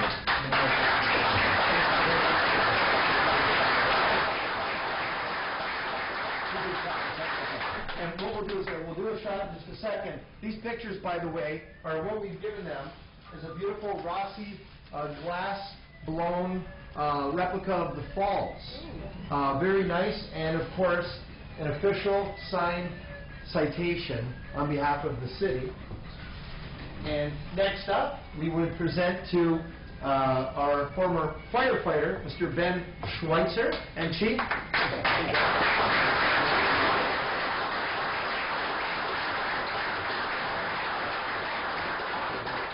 Thanks, Mr. Mayor. You know, from a fire department perspective, and as the chief of the department, I'm so proud that that one of the people that was involved in this was a firefighter, and it just goes to attest to the type of person that it takes to be a firefighter, and so we couldn't be more proud of one of our own, Ben Schweitzer. Excellent, excellent. Welcome. Thank you for that. And then, of course, lastly, now, Flora Graham, a little bit of interesting trivia about Flora. Her husband, Richard Gorham, was part of the rescue group. There were 4, in fact, and we were able to very quickly, in a matter of days, track down 3. She had actually made a sandwich that day. She'd made a sandwich and given it to her husband. It was, I think, a tomato and cheese sandwich. Yeah. And when they found the little girl, that was it, what time was it? Oh, right. 20 after 2. Yeah. 20 after 2 a.m. So she's been gone more than 12 hours. Again, she's not even 4 years old. And she's down in the gorge, having fallen 75 feet. If you can imagine the terror of this little girl. And she said she was hungry. And she was cold. And, of course, they took off their clothes and their jackets, and they wrapped her up. And she said she was hungry. And then, of course, her husband remembered he had the sandwich in his pocket. And so I guess they gave her the sandwich, and she just gobbled it down. And I guess it was faithful that you would give her the sandwich.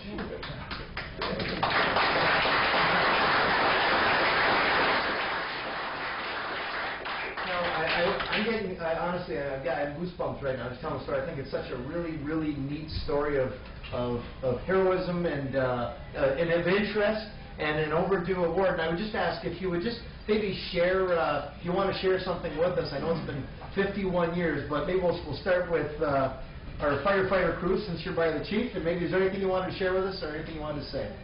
The night that it happened, I was on the 4-12 shift. I was a sergeant. No, you're a sergeant with the police department, right? In Stanford Township. Stanford Township. And we hadn't been notified additionally that the girl was missing. So one of my men came in and asked had they found her. And when I inquired what it was, I phoned the city police. They said they weren't looking after the parks for her. So I called to the Parks Commission. Sergeant Al McCrory was on. And I asked him what it was about. He said, yeah, the mayor. They said it was too dangerous. 9:30. So they pulled the people out that were down there, some of the tree gang from the Parks Commission. And the fire truck had put a big truck up on the bridge and shone their lights down in. But it was called off. So I asked, would you mind if my buddies, Penny and Dick and George, if we went down and we didn't think it was right that it was given up. So he said, no, geez, you'd be glad. Glad of the help. So I called the boys, and I went off duty at 12 o'clock, and I was over the wall at 12:35. And we had ropes that had been loaned to us. Dick was a rigger for Ontario Hydro. And so he'd gotten some ropes, and we had some 150-foot ropes wrapped around us when we get down there. And the boys went over to a ladder down by what is the bird place down there now. Yeah. And I can remember when they went over and started on the bolts in that wall. I saw them from about 6 inches. And I thought, God, I'm not going to do that.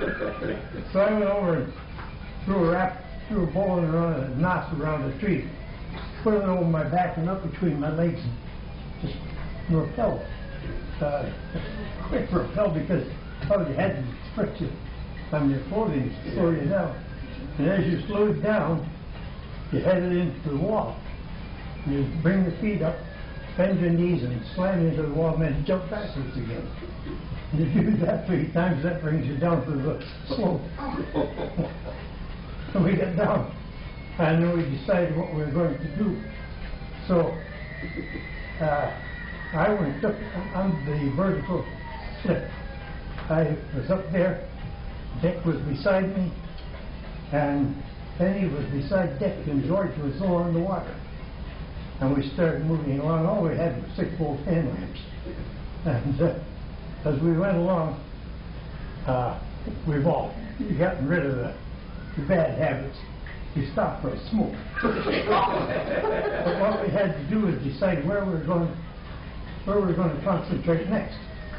And when we did, we sat down for a minute, and Dick told me about the sandwich, and we run our lights like that, and his light caught a light spot. God, it was the little girl's face. And she was sitting soaking wet, but it was time of year, everything was melting. The water was coming down, she was soaked.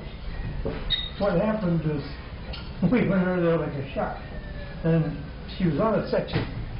Lewiston Shale is a formation in the levels of this whole area, and it's like rotten rock. When you get to it, when you start to cross it, you have to run uphill, because as you take a step forward, you're going 2-3 feet downhill. And we went over there, God, we grabbed her, and she was sitting down there with her hands around her legs, but soaking wet. And Dick said to her, "You're all right now. It's all right now. I'm here. Uncle Sandy's here, and Uncle Ben. We're going to take you home." And she said she was hungry, and that's when the sandwich came out. And so we hollered down to Benny and George, and you should have seen him. There was no path going up the wall. By the Clifton Gatehouse, a souvenir shop that's been downgraded in past years. We hollered to Benny and said, "Jesus, Benny, we've got it." He come up, and he said, I'll go get the fire truck." And he ran up. He climbed the sheer wall. It was something to see him go. And he went up over the wall, and Al McCrory was there, and he had called the fire truck, and the aerial ladder come down. What they did to it, that plywood seat. Oh, yeah. The basket. They throw a loop over the end of the aerial ladder and swing it out over the wall. And then the firemen and 3 or 4 civilians who were there, they lowered it down. When we started to come down to where we were, I got in the seat, and Dick picked her up and put her on my lap. And when we found her, the rock was falling from the frost going out of the ground. So that's why the picture shows her with that hard hat of mine. You got that picture right here for those that I'm sure everybody saw it, but that was the picture there. Everyone see that? A hard hat, a rope, and a little girl, 4 years old. In Stanford Police, I did a number of investigations of fatalities in the hydro tunnel. And the chief superintendent for Creaney Walsh gave me the helmet. One time I went down on another call with the tunnel, and he said, "Jesus, we can't keep trying to find a hat for you, so here's one." So that's the hat he was wearing. That's the funnel hat. It has the slopes on the side. And we come up, and it was quite a night. But we went home. Here we are, 50. How about you, Benny? Did you have anything you want to add to what Sandy's been telling us? No, he's...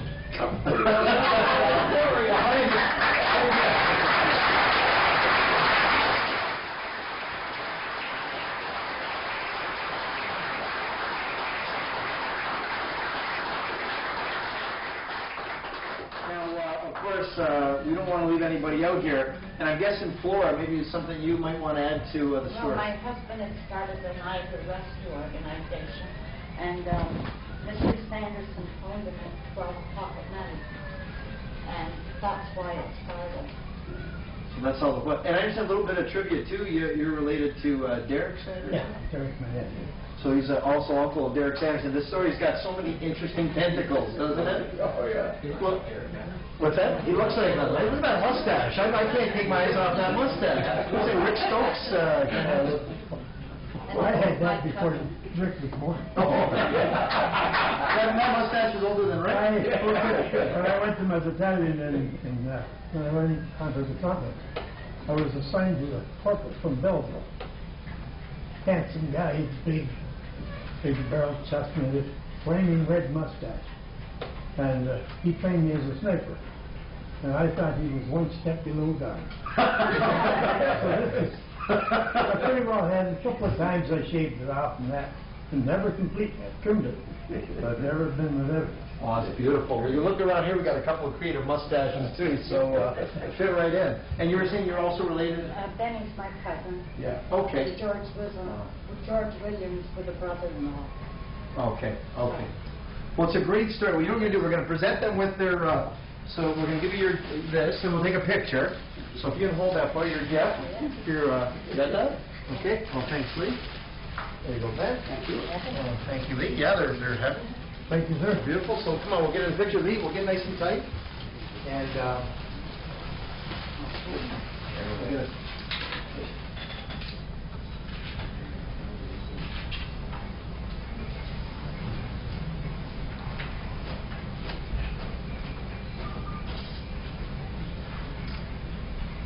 You okay?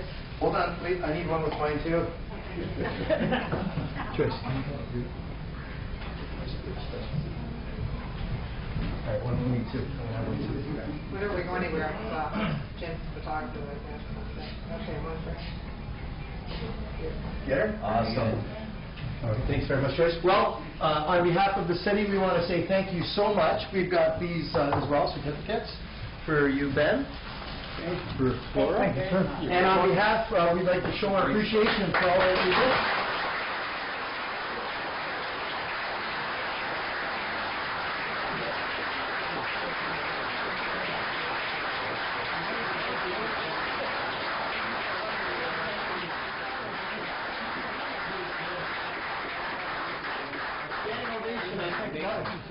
Standing ovations don't happen too often in this chamber, so thank you very much.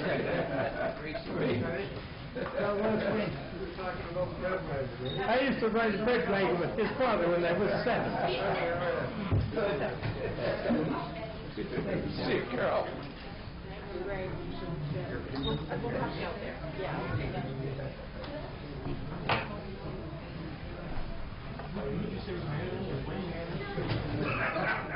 Wait, were you married that? Were you married that? My father was fire department. Oh, yeah? At the same, Sorry.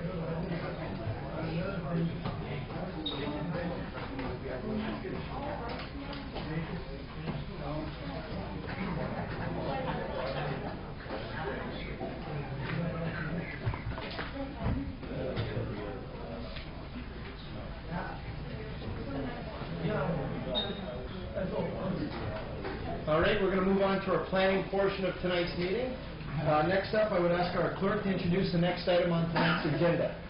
Your Worship, a public meeting is now being convened to consider a proposed amendment to the city zoning bylaw to permit a 30-unit apartment building, expand a parking lot, and provide a municipal park at 6015 Barker Street, the former Battlefield School property. Notice was given by first-class mail in accordance with the Planning Act on Friday, January 25th, 2013, and by posting a sign on the property in question. Anyone who wants notice of the passage of the zoning bylaw amendment to participate in any site plan process, if applicable, or preserve their opportunity to appeal to the Ontario Municipal Board shall leave their name on the sign-in sheets outside the council chamber. After Mr. Hurlovich does his presentation, also in this section of the agenda are the legal reports declaring the two parcels surplus related to the expanded parking for Mr. Morgan at Morrison Son Funeral Home and for the former school for the Kiwanis. So obviously there's members of the public in attendance who may want to speak to the planning aspects and obviously the declaration of surplus on those properties. Okay, thank you very much, Mr. Clerk. Mr. Hurlovich, if you could please explain the purpose and the reason for the proposed bylaw amendment. Okay, thank you, Your Worship. The application involves, as the City Clerk said, the former Battlefield School property. The property is located on the north side of Barker Street. It's outlined in blue on your property, or shaded blue on your property on your map. It's 1.6 hectares in size altogether. That's approximately 4 acres. To the north of the property are largely commercial properties. To the east are commercial and residential properties. To the south and portion of the west are residential properties. And then also to the west is the cemetery and city-owned lands. There's a blue boundary shown on the map. That blue boundary represents the community improvement plan area, which was developed for revitalization of the residential commercial district. The application, as the City Clerk said, is to change the property from residential, single-family and two-family zone to R5A in part, open space in part, and general commercial in part. The site plan in front of you depicts the actual lands that were outlined or highlighted in blue. So we have the former school building towards Barker Street. Behind that, the former playground, and then a portion of that playground on the right-hand side of that plan are the lands that would be used for additional commercial purposes, more specifically parking lot. We did hold 2 neighborhood open houses. The first was held in March of last year. At that time, the residents came out, said there were too many apartments. They felt traffic would be significant. They did not want to see trees removed. They feared low-income tenants would occupy the units. They feared noise from commercial, and they also spoke about the loss of the site for historic purposes. We addressed some of those concerns, held a second neighborhood meeting. The residents came out with much the same objections. There was also a suggestion at that time that the city demolish the school to commemorate the Lundy's Lane battle, and there was a petition submitted at the same time. Provincial policy statement encourages residential intensification. It's our opinion that the zoning bylaw is consistent with those policies, utilizes an existing building, contributes to the city's housing supply, is located on a bus route, and provides opportunity for recreational activities. As well, the portion of the property that's to be zoned general commercial meets the general intent of the official plan, and so therefore we feel that the provincial policy statements are being satisfied. The official plan designates the lands mostly residential and in part minor commercial. The density of the proposed apartment building at 44 units per hectare, or 17.6 units per acre, conforms to the density of the official plan. It's located on a collector road where the official plan would allow up to 100 units per hectare. There's no change in the building mass proposed. The portion of the site that's to be zoned general commercial does meet the general intent of the official plan. With respect to the community improvement plan, the CIP was adopted with the purpose to stimulate development and provides financial incentives to promote a redevelopment of commercial and residential uses. The zoning of the property for the site-specific R5A zone would allow the school to be converted into an apartment building containing 30 dwelling units. The overall footprint of the building will not change, nor will the building mass. They require site-specific or site-specific amendments are required to recognize the reduced rear yard setback to increase the maximum lot coverage. It would now be 40% based on the survey that we received today, and that there's a reduction requested in the parking. The parking ratio would be 1.17 spaces per unit rather than our standard 1.4. That was done to minimize the size of the parking lot to preserve as many trees as possible. The open space zone would be applied to the parkland, which is formerly the playground for the school, which would commemorate the Battle of Lundy's Lane. The region had recommended a holding category be placed on any portion of the site where there had not been a soil disturbance in order to allow for an archaeological assessment. I'm going to skip a few of those so that we can let the people have enough time to talk. As well, we can see the proposed concept plan that was developed by our landscape architecture section. So the behind the school property, which would be retained or set aside for an apartment building, there's a 2.5 meter walkway that would extend to Barker Street, which would allow residents to access the park. That's an existing walkway. The site would be redeveloped with provision for buses to come into the site, drop off visitors and tourists to the site, as well as a welcome center and a path leading up to the Drummond Hill Cemetery, where a bulk of the interpretation would occur. The subject lands constitute a part of the site that was involved in the Lundy's Lane, the Battle of Lundy's Lane. The lands are designated or recognized by the federal government as a National Historic Site. However, that designation doesn't provide any form of protection. The official plan does encourage the municipality to protect its heritage resources through designation under the Heritage Act, and I would point out that the Municipal Heritage Committee has recommended that the entire property should be designated as a cultural heritage landscape. Staff has recommended that only the portion of the site be designated as under the Heritage Act. That would be the part that would be reserved for the municipal park, and that would occur once the park is established. Much of the area was a sand pit during the early 1900s. Because of this, the archaeological assessment is not required prior to establishing the park or parking lot. The building of the school, of course, would have disturbed the site as well.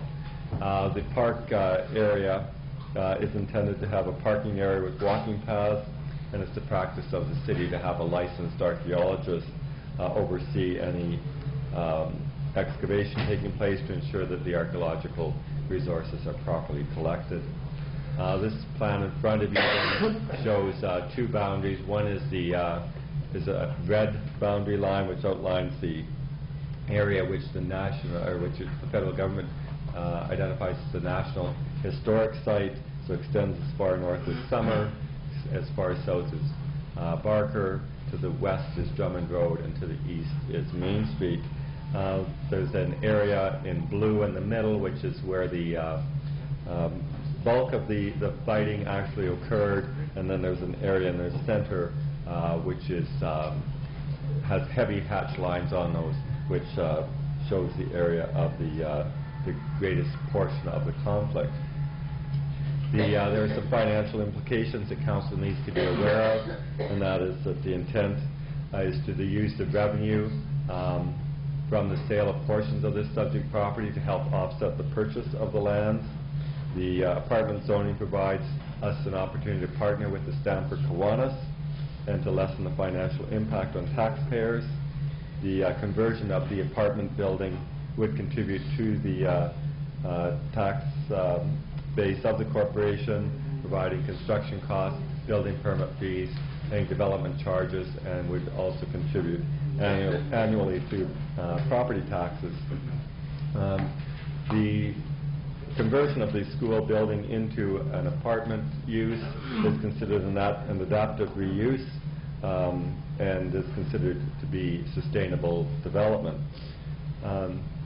Therefore, staff is recommending that council approve the zoning bylaw amendment application to rezone part of the lands as a site-specific residential apartment 5A zone to permit the school building to be used for 30-unit apartment building, part of the lands to be a general commercial zone, and the remaining portion of the lands to be an open space zone as detailed in the report.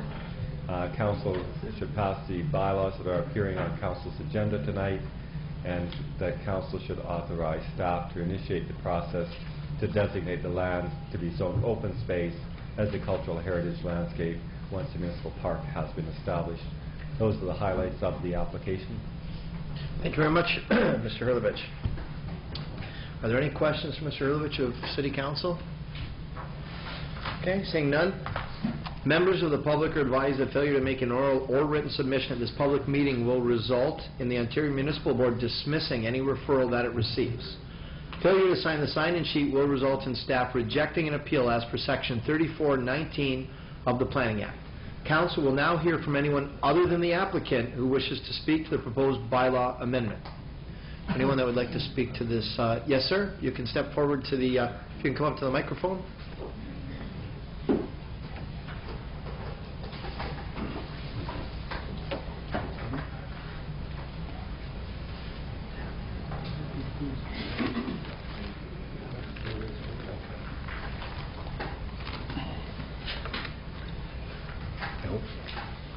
Yes, sir. If you state, yes, sir. If you state your name and your address first. I'm Bert Waters, a resident of Barker Street for 44 years, across from the Battlefield School. Mayor, dear Daddy, council members, ladies and gentlemen, good evening. The last council meeting was very disappointing, that nothing was mentioned about the action petition that was handed in by the residents of Barker Street on the rezoning of the Battlefield School. 104 residents signed and documented their concerns. And when you all read their concerns, the people of Barker Street makes a statement. We do not require or need or want another apartment on Barker Street. The reason is, from Main Street to Drummond Road is 1 block in length. We now have 5 large apartment buildings and 27 apartmentized houses. We are to the max in apartments, overpopulated with people, and our cars are surplus and are parking on the right-hand side of our road. Barker Street is narrow and is causing an unsafe condition for the oncoming traffic. The summary of this petition states that the Battlefield property is to be developed in the historical Memorial Park. On December 24th, 1814, the Battle of Lundy's Lane stopped the invasion of the Americans taking over our land. The Battlefield property is part of this history. In my own backyard, in 2 feet of soil, I found this clustered cannonball from the War of 1812. Yes, it's been 200 years, and yet the history lies in the palm of my hand. This cannonball was shot, 5 of them was shot out of a cannon into the enemy. The British and the Aboriginals stopped the invasion of the United States, and these soldiers gave up their lives for our freedom. Now it's time for us, the people of Niagara, to fight for what is right and give their land back where they died on. After the war, Battlefield property became public land for the next 130 years. And our tax dollars maintained this property. The Battlefield School and the surrounding area was purchased by the city for $900,000. Again, our tax dollars bought this property, and being this land is historical, we should have the right to input on how the land is going to be developed. The heart and soul of Niagara Falls is all about the history of the War of 1812 to 1814. And our tourists travel from all corners of the world to visit Niagara and tour our historical sites. The battlefield property is a historical land and should remain historical for our future generations. The Aboriginals stood on the shores of St. Lawrence River, and they called our country Canada. The British renamed it Canada. Let's be proud of our history. Mr. Diodati, council members, you were elected and voted by the people to take care of our city and the wants and needs of our people and the citizens of Niagara Falls. If more money is required to develop this property, there are many avenues to take. Even our government states that there is money for the historical sites. Do not destroy this battlefield property for commercial use. Thanks very much. Thank you.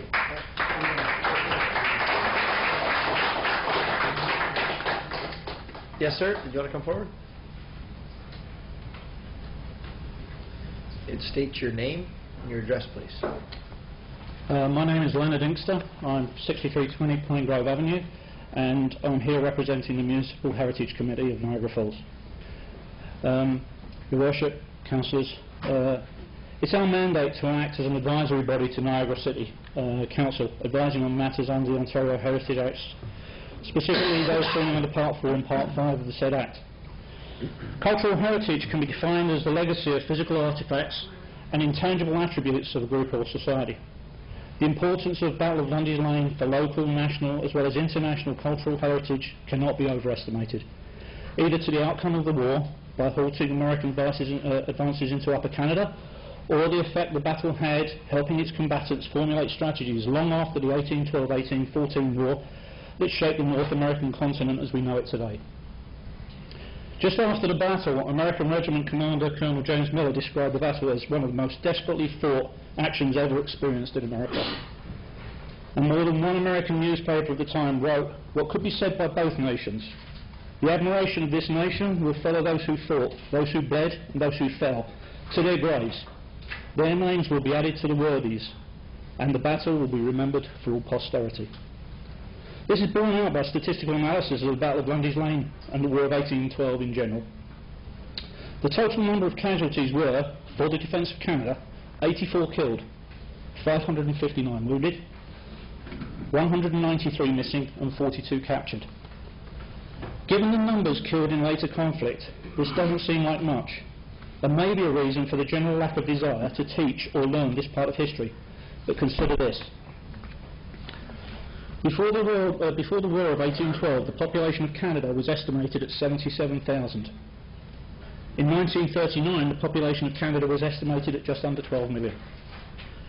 If we adjust the figures for population, the Battle of Lundy's Lane saw, in 5 hours of fighting, the number of troops killed for Canadian heritage as 1/3 of that who perished in the 6 years of the Second World War. The adjusted total war figures for men killed in action in defence of Canada was 5.5 times more in the 1812 war than the whole of the Second World War. The American losses numbered 173 killed, 571 wounded, 38 missing and 79 captured. Given the same statistical adjustment for population and the longevity of conflict, these figures are only surpassed by the American Civil War, where Americans were fighting Americans. Even given the devastating losses to both sides and the apparent inconclusive result, those that survived had some of the greatest impact for the future of North American continent as a whole. For example, had General Winfield Scott not survived the Battle of Lundy's Lane, then the American Civil War would no doubt have taken longer, because it was his detailed Anaconda Plan that was used by President Lincoln to defeat the Confederacy. And an alternative ending for the Civil War was likely, and it would have no doubt seen tensions between Canada and the Confederate victors flare as our positions on slavery were diametrically opposed. Knowledge of the 1812-14 war is less than impressive. In 2009, 37% of Canadians said the war was a Canadian victory.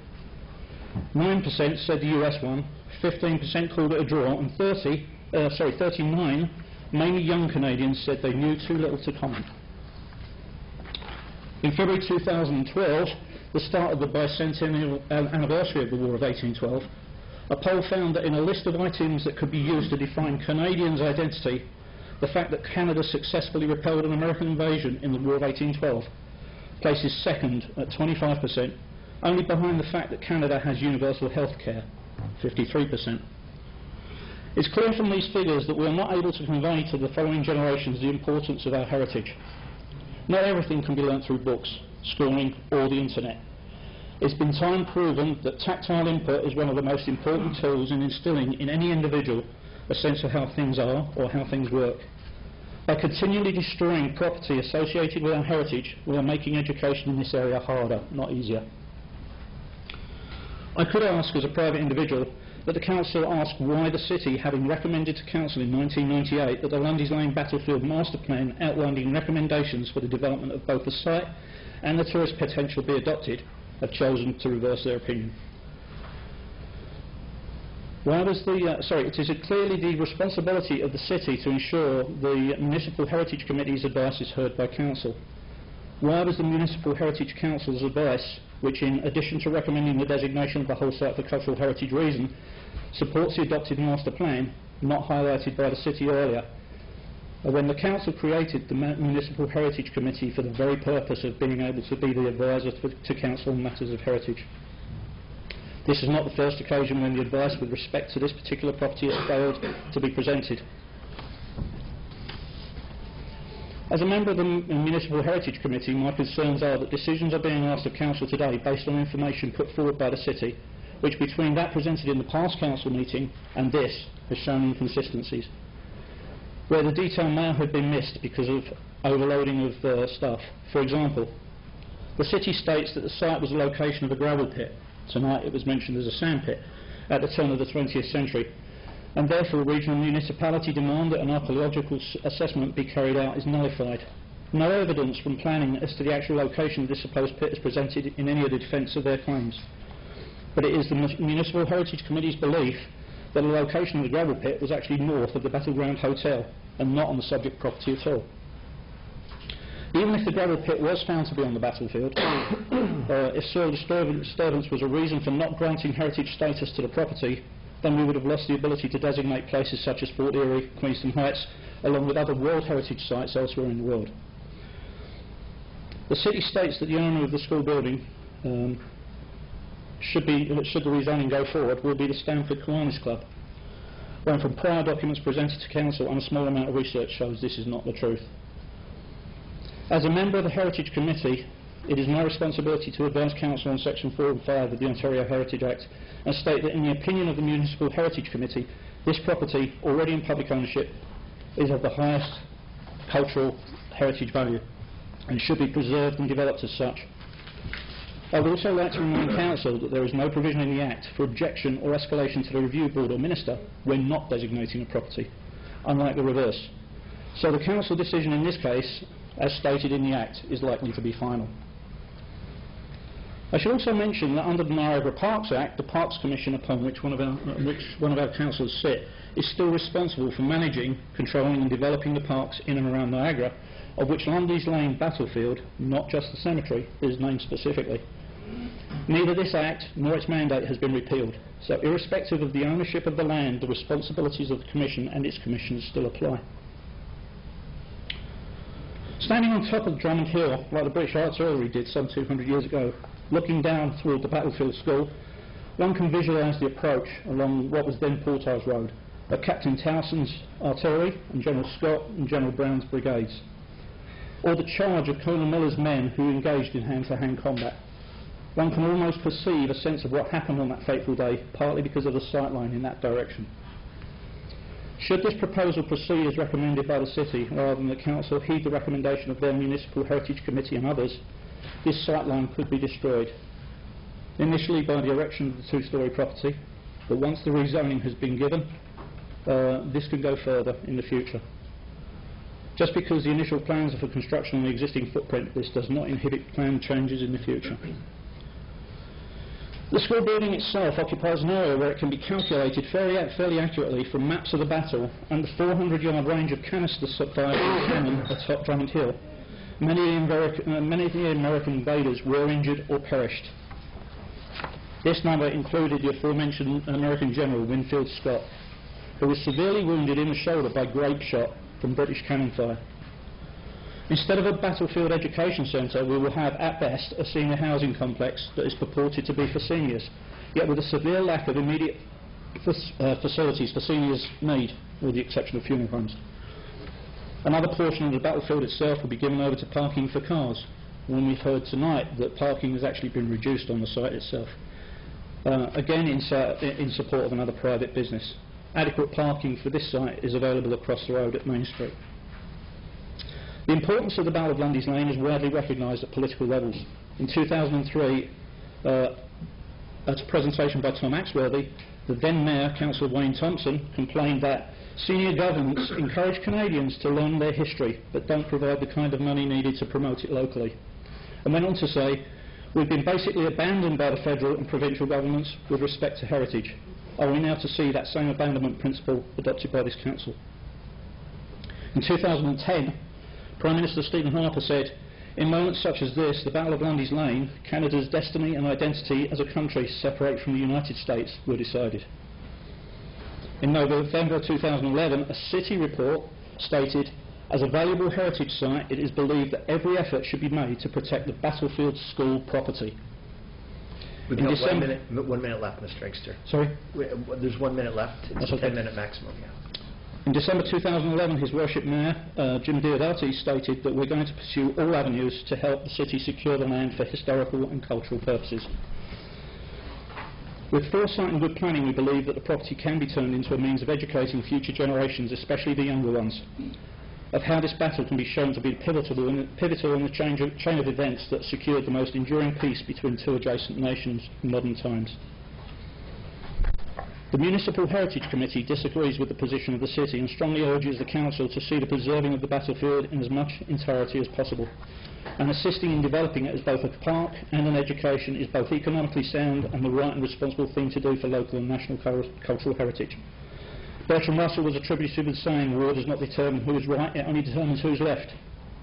During 1813 we battled foreign invaders to preserve our future, and now 200 years later it seems we are having to battle our own to preserve the past. Let's hope this Council determines to make the right decision and we are left with our heritage intact. Thank you very much. Thank you very much.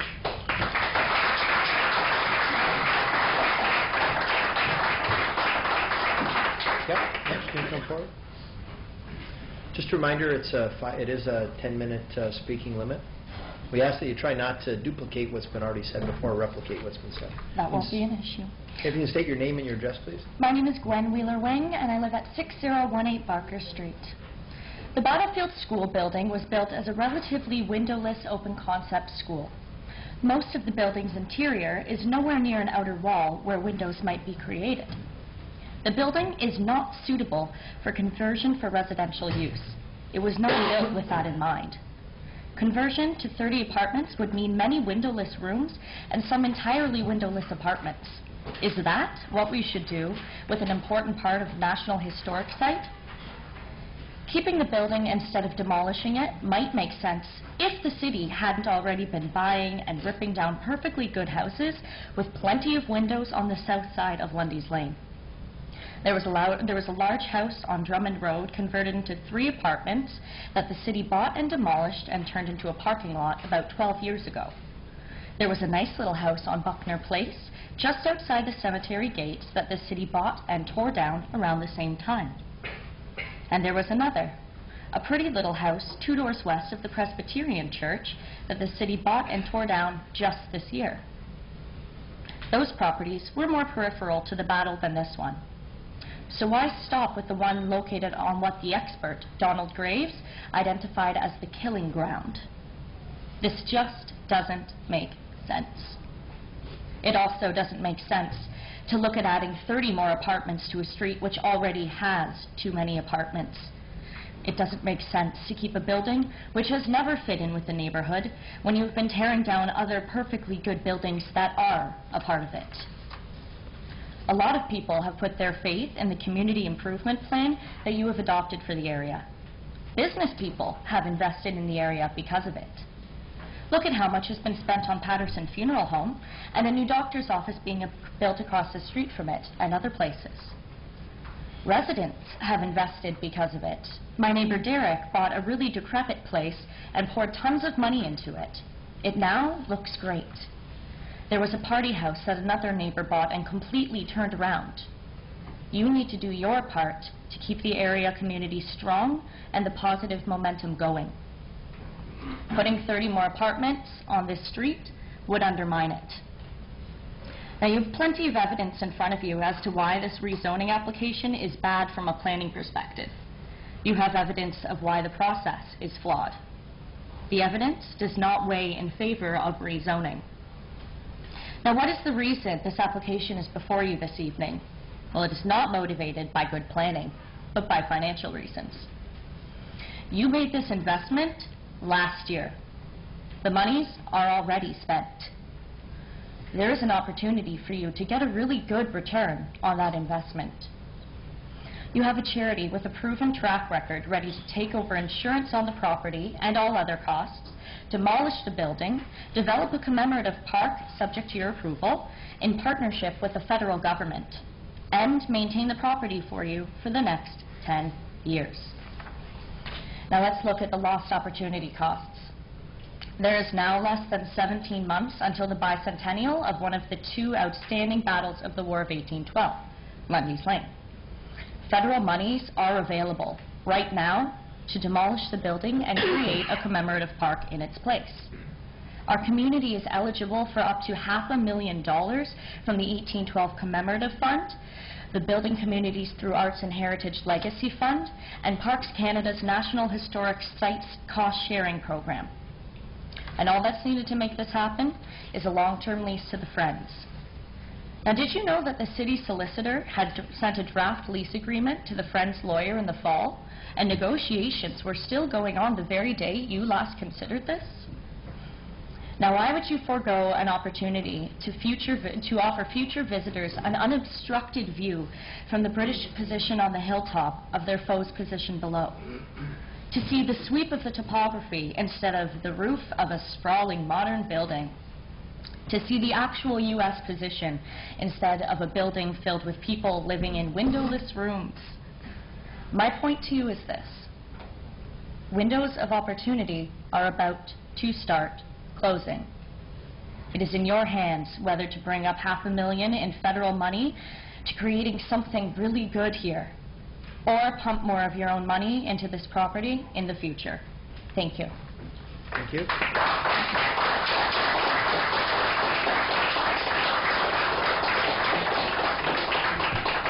If you can please state your name and your address. Jock Ainsley, 6476 Huggins Street. I'll just put this aside here. Your Worship, members of council, staff, and fellow citizens. As I read the newspaper before each council meeting, it appears to have the inside track. For what is printed seems to be what is decided, and therefore what is presented for good and cogent reasons by the likes of me feels like blowing against the wind. The paper was, however, deluded when they reported last time that everyone was a winner. There were 2 individual winners last time, but more importantly, there were 2 groups who were losers: the citizens of our city and of our country. I love my city, and I love my country of Canada, and I wish for you and me to do what is best for each. Our city has one main industry, the tourist industry, and when it thrives, we all do. Uniquely, we have here an ace up our sleeves, for we have been blessed with a beautiful natural wonder, the falls. People come from all over the world to see it, but alas, it does not keep them long. What we need is another attraction, admittedly a secondary one, but one which would complement the falls and give people an extra reason for coming to our city and staying longer. In the United States, such a draw is to be found in the battle sites, wherever American troops have fought, sites which bring in millions of dollars, I repeat, millions of dollars yearly to each of them. We are fortunate to have such a site in our city, where their troops battled ours in the Battle of Lundy's Lane 200 years ago. To attract these tourists, they must be able to see exactly where their soldiers came and the path their 21st Infantry traveled to first engage our defenders, the British, the Canadian militia, and our indispensable native warriors. That bit of land is presently occupied by the former appropriately named Battlefield School, a building which it has now been definitely confirmed lies within our National Historic Site, a site recognized by our federal government as such because of its tremendous importance due to that battle in bringing about the birth of this nation of Canada. Such a site must never be lost due to a temporary lack of funds in the city treasury. It cannot escape the eyes of anyone who has actually visited the battlefield, and I don't know how many of you have, that when you enter it, as the visitors will do when they come from the museum, that your view is completely blocked by the massive presence of the school that covers the whole southern half of the lower battlefield. To put a seniors apartment complex on our National Historic Site, instead of elsewhere in the city bringing in the same tax revenue, defies the imagination and solidifies the thought that you are doing this not to help the city or Canada, but to simply appear to be good stewards of our finances. Every level of government goes through cycles where money is short, yet they always come through, and equally always in those times finds the funds necessary to pay for projects that, if not done at the time, are lost forever. The creation of the Battle of Lundy's Lane Commemorative Park is one of those projects, and this is one of those times. If the battlefield park is reduced to a tiny patch of land, hardly able to support a family of rabbits, the tourists won't bother adding this battlefield to their tours, and you have certainly not helped this city or honored your country. And if the nearby funeral home holds to their plan of removing fully 1/4 of the width of the remaining pocket of land, that adds insult to injury. When you add that to what they already have, they'll have enough land for a bus terminal. If they do get that big a chunk, they should be required to plant enough trees and bushes on their portion to hide their car park from visitors to the battlefield. It stretches the full length of the east side, and the cars would remove any idea of a battlefield. Now let's leave the battlefield park for a moment and imagine what would happen if your same thinking were applied to Queen Victoria Park, and you were equally short of money. Creating seniors' apartments sounds a worthy project. Let's ring-fence the area closest to the falls with a row of seniors' apartment buildings with their attendant cars, giving those seniors a wonderful view in their retirement years.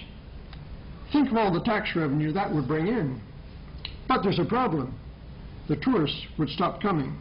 You've killed the goose that laid the golden eggs.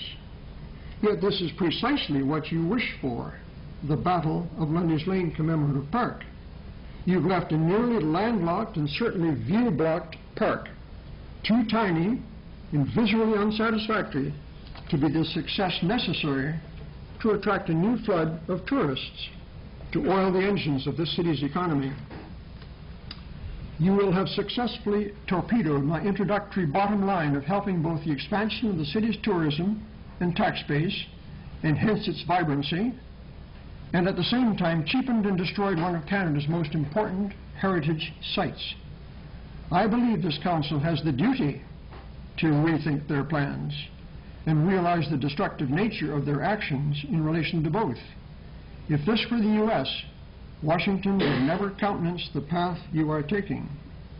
My last point is that the City of Niagara Falls, or even a small group of its heritage-protecting citizens, should not have to be financially responsible for paying for the establishment of a park dedicated to the battle which saved our land for its eventual birth as a country.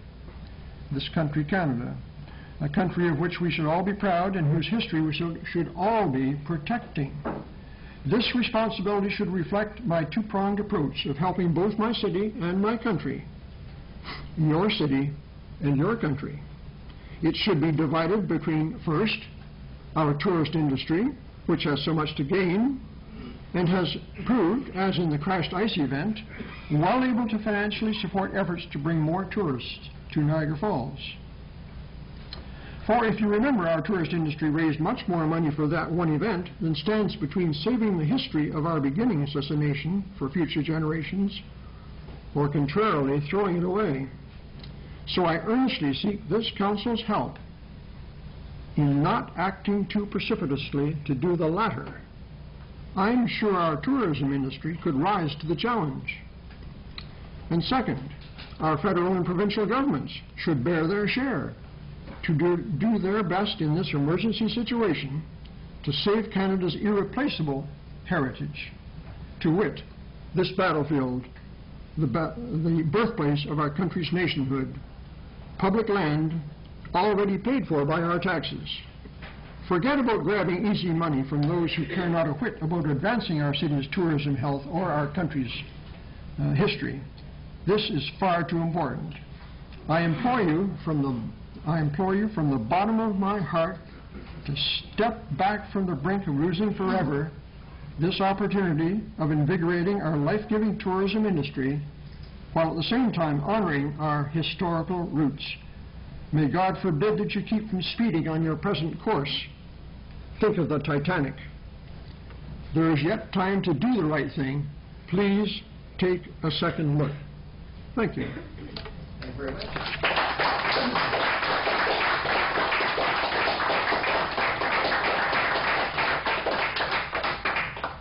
Is there anyone else that wanted to bring any new information forward? Okay.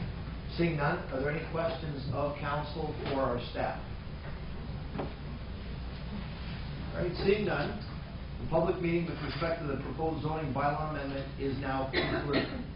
We look to council to make a motion regarding the proposed zoning bylaw amendment before you.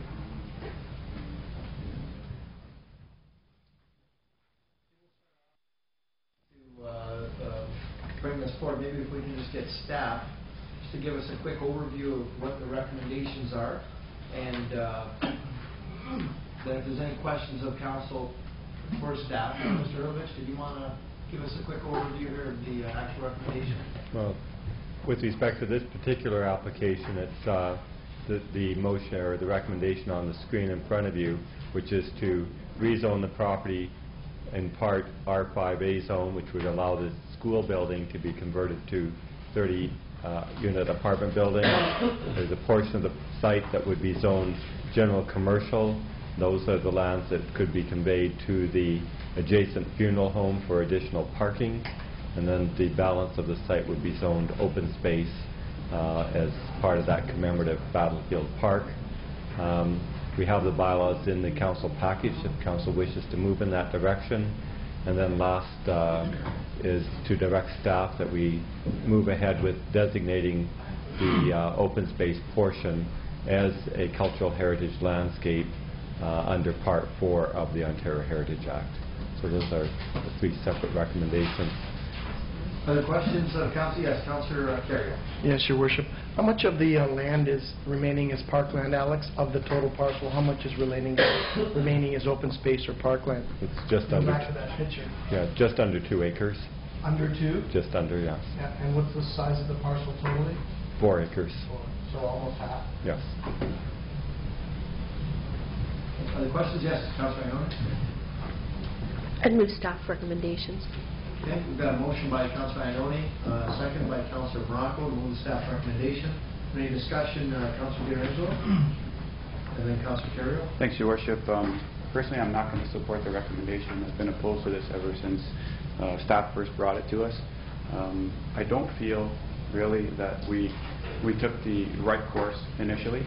I think initially it would have been better if we as a municipality would have tried to approach the federal government and the provincial government and look for funding so that we could secure all of the land here.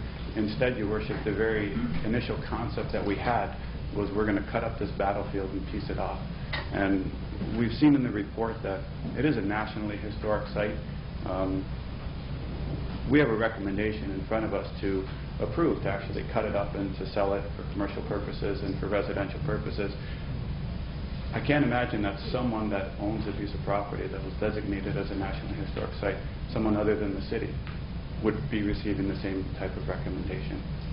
I think there's an onus on us, Your Worship, to try to preserve the land, and that's the way that I'll vote. I'd like to see the recommendation split. Recommendation number 1 lumps all 3 uses into the same recommendation. I don't think that's proper as they're segregated in the bylaws. I think that recommendation number 1 should be segregated so that I can vote for the open space land because I agree with this portion of it remaining open space, but I'd like to vote against the other uses, Your Worship. Okay, yes, Mr. Beaman? I believe that Councilor Pietrangelo has made an important observation there. I think it would be appropriate, seeing as there are 3 bylaws, that there should be 3 motions. That is really the way it should be done. That will be done correctly. Okay, fair comment. Yes, Councilor Arnott? Okay. Okay, what's that? Yeah, so we'll do that. Yeah, we don't need a motion to do that. So just before we get them broken down and read individually, Councilor Kerrio, and I do want to address, senior staff myself did meet with our MP, Rob Nicholson. We did meet with him on this site to find out if there was interest and an appetite. And their concern was that a lot of the expenditures for the Battle of 1812 had been done prior to 1812. And they felt that with the museum, there was several $1 million invested in the community. So we did go to them. It wasn't a matter of that we didn't. You know, and I don't know, I understand some of the group did go to the RMP as well. Yes? On that point, Your Worship, can I ask how recent that was? I want to say it was last year. It was recent last year. Our CAO was with. Well, through you, Mr. Mayor, we've also brought up to our provincial members, well, the mayor and myself and different members of senior staff will regularly meet with our MPP and MP, and it was on an exact date, but I know at the time that the property had come up and was declared surplus by the school board. We had made approaches, and the mayor is quite right. At that time, the members of parliament both had indicated that they had, both levels of government had given close to $8 million out of the 1812 sort of funds that were allocated to the museum, or infrastructure funds, I guess would be a better way to put it. And they felt that that was the contribution. They also indicated that if at the time we had have known, and we could have expanded that project, but at the time we made those applications, we did not know that the Battlefield School was going to be declared surplus by the school, because those applications were in advance of that procedure. So we had made the approaches, and that was our first approach before we had then come together and put what I'll call this partnership together with the other groups to reflect what's before you tonight. Okay, Councillor Kerrio and Gates. Thank you, Worship. Part of my question was going to be whether or not the feds in the province had had any opportunity at all to come forward and participate in funding of this project, and they have. And you had to have been under a rock to think that they hadn't had the opportunity to see that this property was up for sale, and they could have jumped in at any time. You know, we're the only level of government that has stepped up with taxpayers' money to preserve any of the park. You know, I'm pretty proud of that. We're preserving as much of the park as we can afford to preserve. I don't look at it as a loss at all. And I'm also very thankful to the Kiwanis for stepping forward with their investment, because without them, this entire parcel could have been sold to private developers, and I'm not sure any of the park would have been saved. So I'm going to support them. Thank you, Councillor. Yes, Mr. Clerk? One other point is that when the school board put the property on the market, they have to notify all of the levels of government. So every other level of government had an opportunity to purchase the property. You're looking at your shoes. Councillor Gates? Yeah, just to Councillor Pierangelo's comments. I guess my concern is the length of time since we went back and approached the 2 levels of government. I think I said at the last council meeting when this was raised, I did talk about the fact of going back to our MP, Mr. Rob Nicholson, and taking another run at him and saying, you know, you've already, to your point, I take a look at this and I say they've already invested somewhere between $8 and $10 million ballpark in it. Quite frankly, another $500,000 is not a lot of money when you're dealing with the federal government. So I think that's kind of where I was heading when we talked about this a few weeks ago, that I don't think it would have hurt to go back and get a definite no from both levels of government. I think it'd be a lot easier on the council and the residents if they come and say to you, you know what, we've listened for the last year, we know exactly what's going on in Niagara Falls, and unfortunately at this time there's no more money that's going to be allocated to this project. Saying it's been a year, I don't think it's really maybe as quick as we could have done. Yeah, I didn't say it's been a year, I said it was last year. But at the same time, we haven't heard from our members either, suggesting that it's the front page of the paper, you know. Councillor Mapes?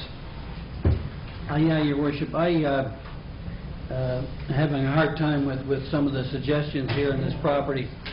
I know that there's been a building on that property for at least 100 years, and the thing is too, in the traffic situation, for years there's been school teachers traveling back and forth, there's been school buses back and forth, and parents, so I'm having a hard time wrestling around the traffic idea. The other thing is, for ecology reasons, I can't see why anyone would want to knock down a building that's worth $450,000 and put it in our landfill just to put a park. I don't understand the reasoning there at all, especially when there's been a building there for 100 years. It just seems senseless to, as I say, we're having trouble now with landfill space and everything else. Going to put a good building in it? I don't see it.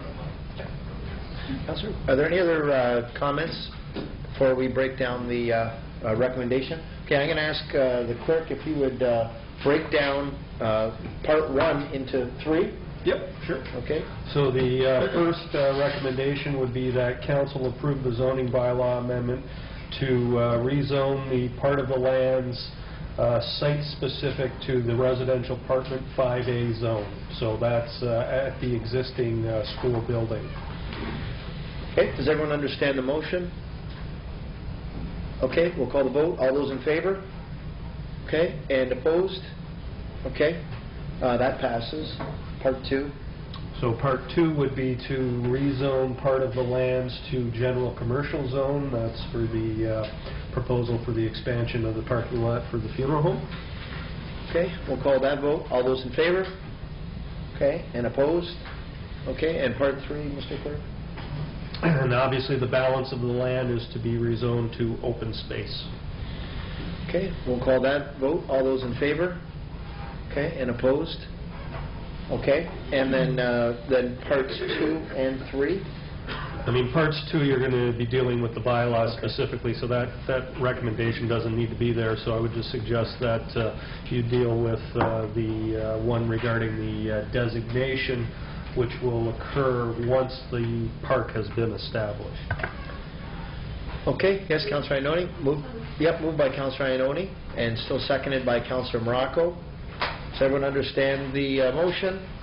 I'm not sure that I do understand it. I'm not sure that everyone in the public understands it, but I don't know if you want to explain it. Okay, Mr. Clerk, could you Well, I think I made an emphasis on that for a particular reason, that designation process will start once the municipal park has been established. Okay, so we call the vote. All those in favor? Okay, and that's approved. Okay. All right. Okay, so then your sort of final business is obviously there's the 2 related reports declaring the parcels surplus, so the 2 related legal reports. Okay, to move both recommendations, Councillor Iannone, second by Councillor Morocco, L 2013-09 and 10, a declaration of surplus lands. Call the vote. All those in favor? Okay, and opposed? Okay. Does that conclude that, Mr. Clerk? All right, thank you very much. And thank you very much for everyone's time. Next, we move on to report RNC 2013-06, Chippewa Willoughby Arena rental fee. Yes, we've got a conflict by Councillor Iannone. Ms. Moldenhauer, is there anything you wanted to touch on, where we all find the report? It's here somewhere. The Chippewa Volunteer Firefighters Association had utilized Chippewa Arena last summer to provide the food and beverages services for the Slow Pitch National 6 weekends. They have requested that the fee be reduced and/or waived. Staff are recommending that the fee not be reduced and/or waived. We're recommending this as we did provide them, of course, with a nonprofit rate. We also only charge them for the actual weekend, Saturday and the Sunday. We did not charge them on the Friday. And as council is aware, we are trying to enhance our revenues for our arenas, and we feel that we need to continue to charge fees. In respect to this nonprofit organization, we are recommending that if they do find the event utilizes the number of man hours and if the costs are too high, perhaps they should look at partnering with another nonprofit group to provide the same services to the Slow Pitch National weekends. Okay. Are there any questions? Yes, Councillor Pietrangelo. Bishop, I'm just wondering, what do we charge Slow Pitch Niagara to use the diamonds? Slow Pitch National to use the diamonds are charged approximately $8,000. Our user fees for our outdoor playing fields are considerably lower than our indoor recreation facilities. The indoor recreation facilities, of course, do have a higher operating cost. The CAO would like to comment as well. And if I could just add to Ms. Moldenhauer's comments, I did happen to have a chance to Mr. Coble? Yeah, Jim Coble. Who's the, I believe he's the president of the association, the volunteers out there. We had a nice chat today, and he wasn't able to be here today at a work commitment. But, the conversation we had was that Slow Pitch National actually utilized the part of the arena for their headquarters. And but the firefighters are responsible for the complete cost of the rental. And I suggested that they may want to go back with Slow Pitch National and have the discussion over a cost sharing of those fees, because it didn't seem reasonable to me that they were utilizing the building without sharing part of the cost, especially in light of the fact that Mr. Moldenhauer states the rental fees for the diamonds are quite reasonable in comparison to what the rental fees are on the building. So I'm hoping that discussion is going to take place. He indicated that he was going to go back and have that discussion with Mr. Miller, and told him that I would mention that this evening. Yes, Councillor Pietrangelo. Yeah, I'm wondering if we can't defer this and have it go back to staff and have staff maybe meet with the volunteer firefighters and see if they can work something out.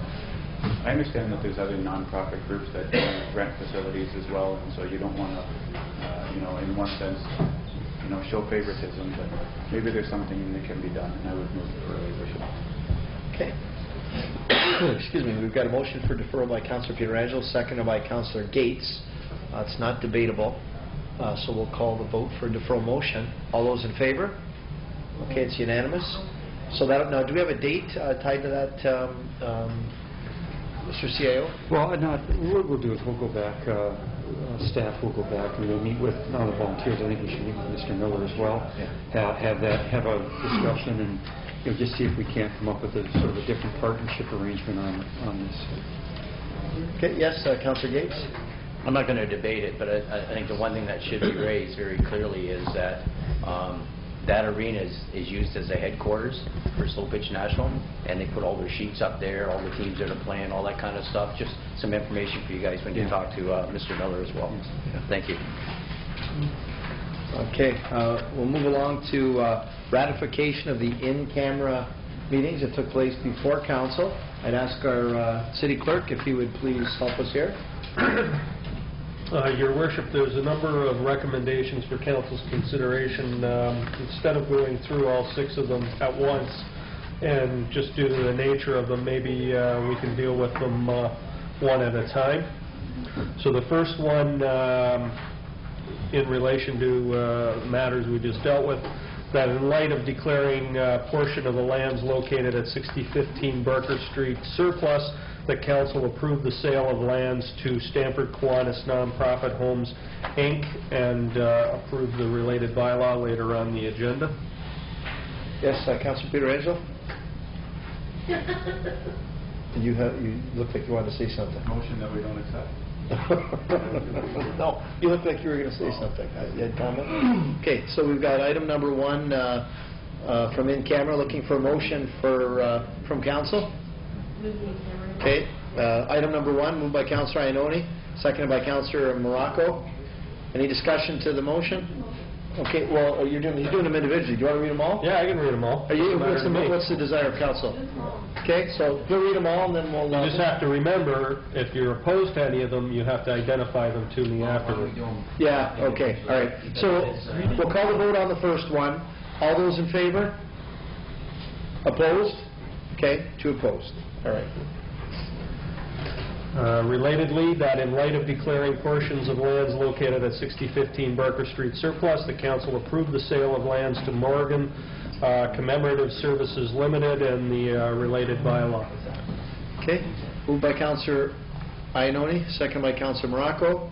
Call the vote. All those in favor? Okay, that's approved. Opposed? Okay. Number 3, L 2013-08.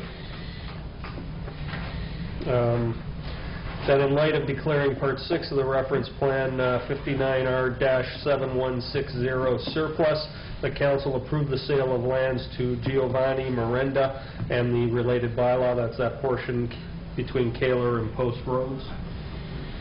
Moved by Councilor Iannone, second by Councilor Morocco. All those in favor? That's unanimous. Thank you. Thank you. Regarding 6570, 6611, and 6651 Frederica Street, otherwise the Jack Bell Stanford Arena properties, the council accepted an offer to purchase by 800460 Ontario Limited, Fred Costabile, Eric Henry, and the mayor and clerk be authorized to execute the related documents. Okay, Councilor Pietrangelo, seconded by Councilor Maves. All those in favor? All right, thank you. Opposed? Yes. Okay, Councilor Gates opposed. Okay. Can I speak on it, or? Yeah, well, sure. Well, I will. I might be. Just on the sale, maybe somebody from staff can give me an update. I've been raising for a long period of time at council about taking a serious look, like other municipalities do, on having a professional handle the sale of our lands. I've been saying it for a while. We seem to get ourselves into situations, whether intentionally or not intentionally, where we pay full rate, and I'll use the Battlefield School as an example, and then other properties that we sell, we seem to see below market value. And I'm not saying that's a staff issue, and there may be some good reasons behind that, but maybe somebody from staff give me an update on exactly where that is. I've raised it a number of times at council. Thank you, Mr. Mayor. I could give a brief update on that. And as council is aware, over the last several years, we've had an attrition policy where we have not been engaging additional staff above our complement. But as opposed to that, we've been trying to look for opportunities when we have vacancies within our staff. This is one area where we're looking for that opportunity. We continue to look for that opportunity. My expectation is we'd have a report back with some recommendations on how we're going to deal with this, probably sometime in April. Just a follow-up to that, Mr. Todd. Maybe with the report, maybe, because I asked you this question earlier tonight, there's other municipalities that do it this way in the province of Ontario. Maybe you could have some of those examples with the report as well. Yeah, That'd be greatly appreciated. Thank you. Just generally. Most municipalities I would say we'd be on the smaller end of the scale, but most larger municipalities throughout the province would have a real estate, I don't want to say division, but would have real estate staff. Sometimes that's housed in finance, sometimes it's housed in legal, sometimes it's housed in clerks, but they do have a different model. But generally, an on-staff real estate person or persons that would deal with all property sales and transactions, deal with all property leases, easements, and things of that nature. So it's not uncommon. Thanks very much. I appreciate that. I just want to reassure the council that I have, I'm sort of saddled with doing this now, but I have met extensively with representatives of other municipalities that do real estate matters and try to replicate the procedures that they use. And so for people who've been doing it for 25, 30 years, I go there, talk with them, look at all their documents, and try to replicate the system that they use in the system that we use here in the city of Niagara Falls. Having recognized that Mr. Todd is looking at adopting a new system, but that's, in the meantime, I've been trying to bridge the gap by summoning the expertise of other municipalities. Thank you. Yes, Councillor Thompson. Well, what we're doing is having a report back, researching municipalities of similar size, what they're doing. I know the region has a real estate group for people who do real estate specifically, but when you get down to the size of this municipality, that's a pretty big step. So we're having a report back on a survey of what other municipalities are doing. Yes, we'll have a report back outlining what other municipalities are doing and then some recommendations on how we believe we should proceed with it. Okay, yes, Councillor Carrier. I didn't want to make these comments when Councillor Gates is not in the room, but you know, his comments were basically about when we buy something, we seem to pay full estimated value, and when we sell, we can't seem to get it. Well, if you look at what we've had to sell lately, it's not like we're selling the most pristine properties in the city of Niagara Falls. And when the city reaches out and buys something, it's something that we need, and it's usually a valuable piece of property. There's a huge difference. So I'm sure we'll have this debate when you bring back the information. Yeah, Mr. CEO. And I just want to make clear, it's no criticism of where the process is now and the work that Mr. Beam is doing. We're just at the point where we need to review it. Mr. Beam, quite frankly, I think would openly admit that he needs more assistance in the legal area, and this would be one part of that, that if that function was taken off his plate or we found some other way to deal with it, would certainly be useful to him. So it's certainly no criticism of how it's being dealt with right now. Okay. All right, so we don't need a motion for that. It's direction of staff. All right. Yes, Mr. Any additional bylaws? No, we're not even finished the in-camera yet. We're not? Oh, yeah, gee, I thought we were finished. All right. Fifth item, regarding Part 1 Plan 59R-13639. This is a city-owned parcel east of Montrose, west of Kinsman Court. That the recommendation is that council accept the offer to purchase by DCL Healthcare Properties Inc. in trust, and we've passed along the related bylaw that'll be added to the bylaw list. Okay, moved by Councillor Pietrangelo, second by Councillor Morocco. Any discussion to the motion? Call the vote. All those in favor? All right, that's approved. And just lastly, if I can find it here, related to the OMB matter at 4825 Pettit Avenue, the Folletta matter, that the city solicitor be directed to advise the Ontario Municipal Board that council accepts the recommendation of the planning department of the city of Niagara Falls with respect to this matter and to lead evidence at the upcoming hearing in accordance with that position. Okay, moved by Councillor Thompson, second by Councillor Maves. Any discussion to the motion? All those in favor? Okay, that's unanimous. Now, does that conclude the in-camera, Mr. Clerk? Concludes. Excellent. Before you get too comfortable, are there any additional bylaws or amendments for tonight? Yeah, a whole whack, actually. I mean, there's been a number of surveys that have been in your handouts, which are attached to a number of the bylaws related to the battlefield. There's two additional bylaws. The one that I just mentioned regarding the sale of that portion of property to DCL Healthcare Properties Inc., which I've circulated, and also in your additions tonight is the bylaw appointing municipal officers. So those two bylaws will be numbers 45 and 46 respectively, and the confirmatory bylaw will be bylaw 2013-47. Okay, motion by Councillor Pietrangelo, second by Councillor Carrier to give the bylaws a first reading. All those in favor? Okay. Mr. Clerk. The bylaws 2013-20 to 2013-47 read a first time. Second and third, Your Worship. And I'd like to be shown as opposed to the ones that I voted against in the planning. Okay. Motion by Councillor Pietrangelo, second by Councillor Maves to give the bylaws a second and third reading, noting the ones that he's opposed to. All those in favor? Bylaws 2013-20 to 2013-47 read a second and third time and passed. Excellent. New business. Do you have any new business? Yes, Councillor Pietrangelo. Thanks, Your Worship. There's a public information session, and I know Mr. Holman knows about it because Park in the City dealt with it at our last meeting, and it's in regards to Stanley Avenue from Thurlstone Road all the way down to Valley Way. And I guess the proposal right now, Your Worship, it is a regional road. The region is looking at widening Stanley Avenue from 2 lanes to 4 lanes. You know, there was a lot of concern at the committee level, myself as well, Your Worship. I mean, I really don't feel like 4 lanes is necessary in that area. It is in a highly commercial area. I mean, they're passing through a cemetery, they're going by Oaks Park. It's predominantly residential. I think crossing 4 lanes of traffic is difficult, especially if there's going to be bike lanes on either side. I don't really know if I see the value in going from 2 lanes to 4 lanes. I wish there was some type of way that we could, I guess, ask the region to accept 2 lanes, but I know that it's not our project.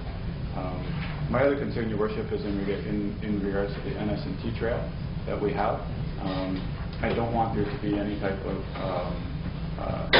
non-inclusion with the trail and the new roadway. Your Worship, I don't know if Mr. Holman can speak to it, but I think, I mean, there's a lot that's going to be lost if Stanley Avenue goes to 4 lanes. There's rows of beautiful trees along the cemetery. I'm not sure if they're going to save those. The city just put in a brand new sidewalk. I don't believe that that's going to be saved either. So I don't know if Mr. Holman wants to comment on it, but I mean, I'm quite comfortable with 2 lanes. I thought that the whole intent of expanding Thurlstone Road through to the Gale Centre and then all the way through to Victoria Avenue was so that we could alleviate some of that traffic, so that there really wouldn't be a need for 4 lanes over there on Stanley Avenue. We can ask Mr. Holman for some comments and feedback. Yes, Mr. Mayor. There is a public information center. The project is going through a municipal class environmental assessment process. So no firm decisions have been made at this point. The presentation boards that have been prepared will show what is recommended in the city's Sustainable Transportation Master Plan, which is the 4-lane road cross-section. The impacts on the adjacent properties, street trees, sidewalks will all be dealt with as part of the entire evaluation. I think at this point it's kind of premature for me to make any of my own personal comments about what the road cross-section should be. But perhaps if the council would like us to make a formal position to go on the record as part of the EA process, a report should probably be brought forth possibly to the next council meeting, and it can be considered at that point. Yes, Councillor. Just to follow up, Your Worship, I mean, I would like us to have a formal position.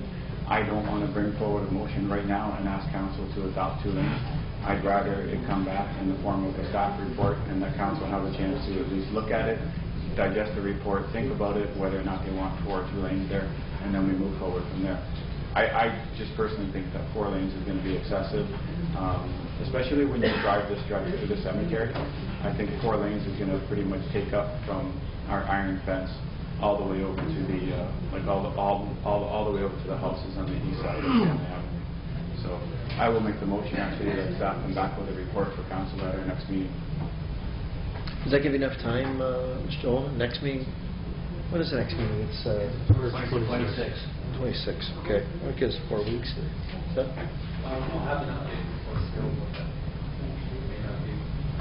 Yeah. Yeah. Okay. Okay. Moved by Councillor Pietrangelo, second by Councillor Carrio. Okay. We'll call the vote. All those in favor? Okay. All right. That's unanimous. Yes, Councillor Pietrangelo. Your Worship, I also wanted to ask, I mean, I know that you had a meeting at the region in regards to the entrance or the hopeful entrance into the Gale Centre. And I'm wondering actually if you can give council an update or if anyone on staff can can give council an update. Yeah, I'd ask our CAO if he'd, maybe we were in the meeting together, so maybe you want to share the latest? Well, what I can indicate to council is that we've had a meeting, and we have written, there's been actually a joint letter that has gone from the region and the city to SciTech at their headquarters in New Jersey. And we've put forward a plan of action. They also have just received further information from the consultant who works for Canadian Niagara Hotels, who is the lessee of the property, on how to remediate the entire property. So that's right now in the hands of the top people of SciTech in New Jersey. We're expecting that through the month of March that there'll be some meetings with them. We've invited them to come here to Niagara Falls to tour the site and meet here at City Hall to try to come up with a further plan of action. That's all leading us to further work on the timing on the construction of the actual road. So we have to get over this hurdle right now with SciTech, and we hope to have some further answers probably by, our hope is by the end of March. Could you maybe to our CAO, just before we do, could you update to Mr. Todd the status? Yes? Which year? This next month. An update, well, there's some new interesting information. No, there's been some new information that's just recently, record of site condition and CPU. Yes. And this is new. Well, the record, there's two things. There's a certificate of property use, which is currently out, and I think that closed at the end of February. And once that hurdle is cleared, the SciTech can have a record of site condition approved on the entire site, the site, this part of the site below the road allowance, which would be everything south of that road, adjacent to the Gale Center and to the east of the Gale Center. And that record of site condition should be finalized sometime around the end of April. So those are two key things that SciTech continues to work on. But in addition to that, we are having these further discussions with head office SciTech people out of their New Jersey head office as well. So those processes are running simultaneously. Yeah, Councilor? Sorry, if I can just ask, the certificate of property use is complete? Yes. And now we're going forward with the record of site condition? Yes. And the record of site condition is expected to be done by the end of April? I think that's my understanding of the time frame, yes. Jeff, is that the MOE? Yeah, so the record of site condition comes from the MOE, and the record of site condition basically clears the property for the use of the roadway? Yes, it clears the property for certain uses, but the record of site condition identifies what has to happen environmentally in terms of when that road or other uses on that site go in. And I know that's a very layman's way of explaining it, but it's very specific on when you build that road, here's what you must do. Okay, so do we know at this point whether or not the record of site condition says that there's any monies that are going to need to be spent by SciTech in order to improve that portion of the land so that a road can be on?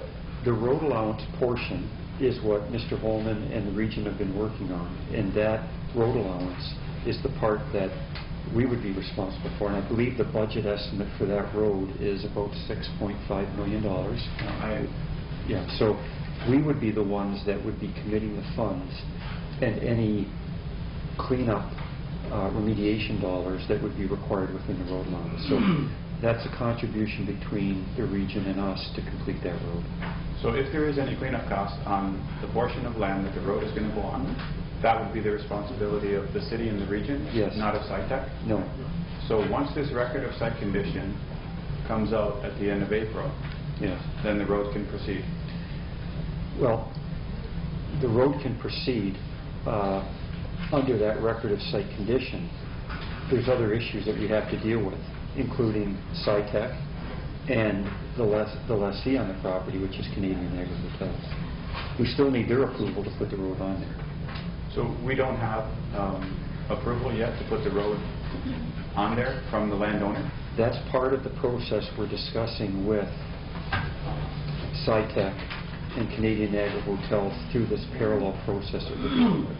In terms of everything we've done, in terms of getting the design work done, the budget, so our budget allocation, and SciTech working on the certificate of property use and the record of site condition, that's all moving along. At the end of the day, we still need to get the final approval of the property owner and SciTech, or and the lessee, which is Canadian Niagara Hotels. So, and Mr. Todd, I know it wasn't you, but because you weren't here at the time, but we approved a $35 million building, and we approved an access to it, and we still don't have permission for that access from the landowner? Well, my understanding, and again, I wasn't here, but my understanding is that the...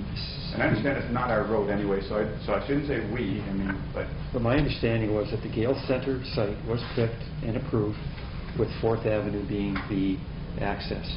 The additional road came, the extension of Thorold Stone Road as a regional project came on the heels of that. So, that's interesting, because that's not really the way that it was presented to us. Well, that's my understanding of... And I realize that I'm opening a can of worms right now, but that's not the way that it was presented to us. I mean, if you take a look even at the size of the access from Thorold Road and the size of the access from 4th Avenue, 4th Avenue was never supposed to be the main access. Even if you take a look at where the sign is for the Gale Center, I mean, the sign is obviously when you come in off of Thorold Stone. That's the main access. Absolutely. And that was all done at the design phase, and the road at that point was always then envisioned to come through, and it was, you know, that was all during the design and the construction phase. Where the signage was put in, the parking lot was designed that way, in the anticipation of both Thorold Stone Road extension. My point is that the permission and agreement, if you will, for that road still has to have the agreement of the property owner and the lessee, which in this case is SciTech and Canadian Niagara Hotels. Okay, so we've done everything we can do, you know, and as I say, the mayor and I and Mr. Holman, the consultants, have had several meetings on this. We just met probably 2 weeks ago.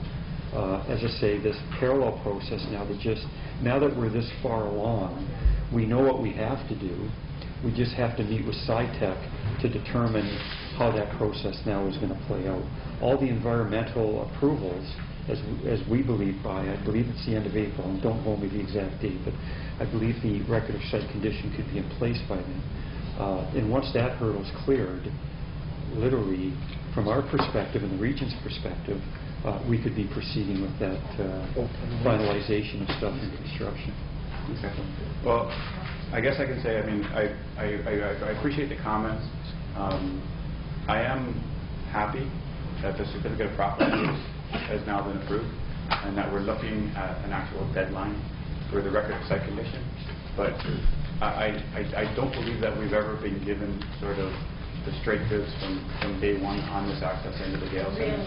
And I think that that's unfortunate. I know I've said it before, and I guess I'll continue to say it until it's been built. But I mean, it'll be 3 years in June that we've opened the arena. And I agree with you. It's been very frustrating for us as a staff over the past couple of years. I know Mr. Holman has been frustrated by it as well. We understand that you know, we need to get a solution to this. Our hope is that if, with these meetings with SciTech over the next month, at least we'll have a clearer direction as to where we're going, and we may be forward with you with a couple of other options just for you to discuss. But right now, there's these parallel processes that are working, and probably by the end of March and into that April timeframe, we should have a pretty good idea of where we're headed. You know, Mr. Todd, it's frustrating for us. It's frustrating for all the users that go there when there's a big event, because it takes so long to get out. And it's got to be extremely frustrating for every single person that lives on 4th Avenue to see the increased traffic that's down there every day. So I hope that the solution does come by the end of April. Absolutely, and it's not been a lack of part on the cities or the regions. We've been working very, very hard. And we're further along than we've ever been. Likely, as you mentioned, the CPU and soon to be the record of site condition. We've been waiting years for this. Yes, Councillor Iannone? Just to that point, yeah. Point, because I think every one of our backs went up who were here at the time. Who told you that? Because we can archive council meetings where that was the sole discussion in here. And I firmly remember being months from an opening and having Mr. Dulovic stand up behind us and say, oh, by the way, to you who supported this whole thing, we're not going to have a road opening because somebody forgot to file a record of site. And guess what? It wasn't the 9 of us. I think there was there's a very long period of time from selection of the property before, buildings got constructed to the point where we're at, and to the point probably where Mr. Dulovic was even talking about records of site conditions. As I say, I wasn't here. Mr. Holman was not involved with the file either at the time. We just know where we're at today, and we certainly don't have those things in place today where perhaps some of that should have been nailed down years ago that we're still working through. Yeah, not perhaps. It should have been. I mean, it's very hard to explain to the residents why they didn't have a road a few months before an opening, but I'll be darned if we're going to sit here and have anybody say that council approved a report that had 4th Avenue ever be the opening, the main road for that arena, because that's a load of BS. Okay, Councillor Thompson. On the BS part? Councillor Peter Angelo says he's happy. I'm really unhappy. Are you telling me that the construction of that $6.5 million for the roadway into the Gale Center? Yes, it's and perhaps Mr. Holman can break down. That's between us and the region, and that includes the road, cleanup, curb, water. There's complete servicing under bike lanes. Maybe Mr. Holman has the breakdown for us. Mr. Mayor, the total cost for municipal contribution between the region and the city would be around $8 million. Oh, that's better. The issue here, if this can help, is it's based on the fact that we don't have control over the property. So in order for us to acquire the land in the state that we would prefer to have it, which is entirely clean, we have to work with the person who controls the land, Canadian Niagara Hotels, who is passing an obligation to clean the property on up to SciTech. It basically boils down to Canadian Niagara Hotels and SciTech agreeing to how the property is going to be developed. And we've asked for consideration to just put a road in. Don't worry about the servicing. Let's just get an entranceway in.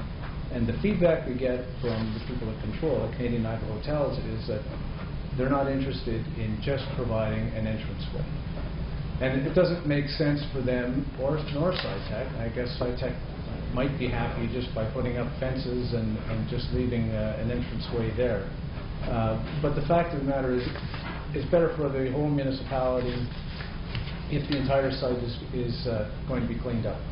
Now, if it can't be done in a reasonable period of time, and I understand how frustrated everyone is about it not being done already, then we have to look at other options to bring secondary road through there, whether that involves extending entranceways at 6th Avenue or coming in through Palmer Park. Those options have to be presented to you and we need to get some direction from council to pursue. But at the moment, we're basically at the mercy of whether SciTech and Canadian Niagara Hotels agree as to how the property is going to be finalized. And then the region, because they're will be the owners of that road, have to accept the terms under which they're receiving the property.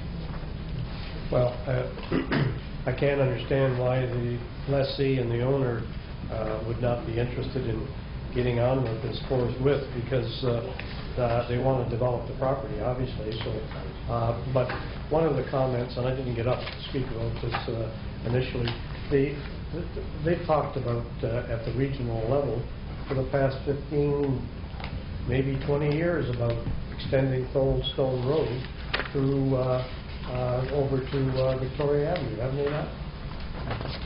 That's the right. entranceway just came up once the Gale Center. Well, that'll be a great entranceway. So they've been talking about that roadway going through there for the past 20 years. That's correct. The extension of Thornstone Road has been in our transportation master plan for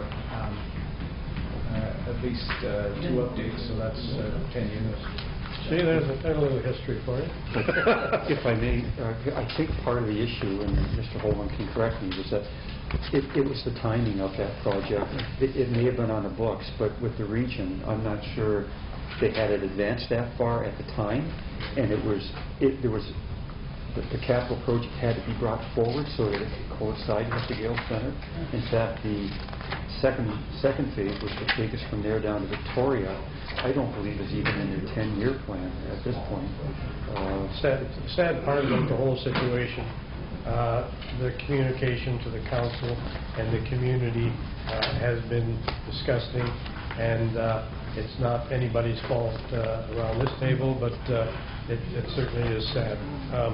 Anyway, I wanted to get up and acknowledge the letter that everybody received from Tony Zappatelli, who is the former owner of the Fallsview Sheridan, talking about his frustration in attempting to appeal his assessment over the years, and his very interesting letter about the casino and the success they've had in reducing their assessment to the point where it has put a serious financial impact on the community. Anyway, at the bottom of the letter, which piqued my interest, he indicates that when this whole casino issue came to fruition, we were told every time we asked for something, you're going to be treated exactly the same as Windsor. No matter what, we tried to elevate the annual fee to the municipality. You're getting the same as Windsor. Every time we approach the issue, you're getting the same as Windsor. And then years after, we found that Windsor Casino was paying $340,000 annually to the BIA, the Business Improvement Area, in Windsor. Mr. Lustig and I went as representatives from the Fallsview BIA a couple of years ago to see the chairman, Paul Godfrey, and asked them if we could be treated the same as Windsor with respect to the $340,000 that is given to the BIA, which would be wonderful.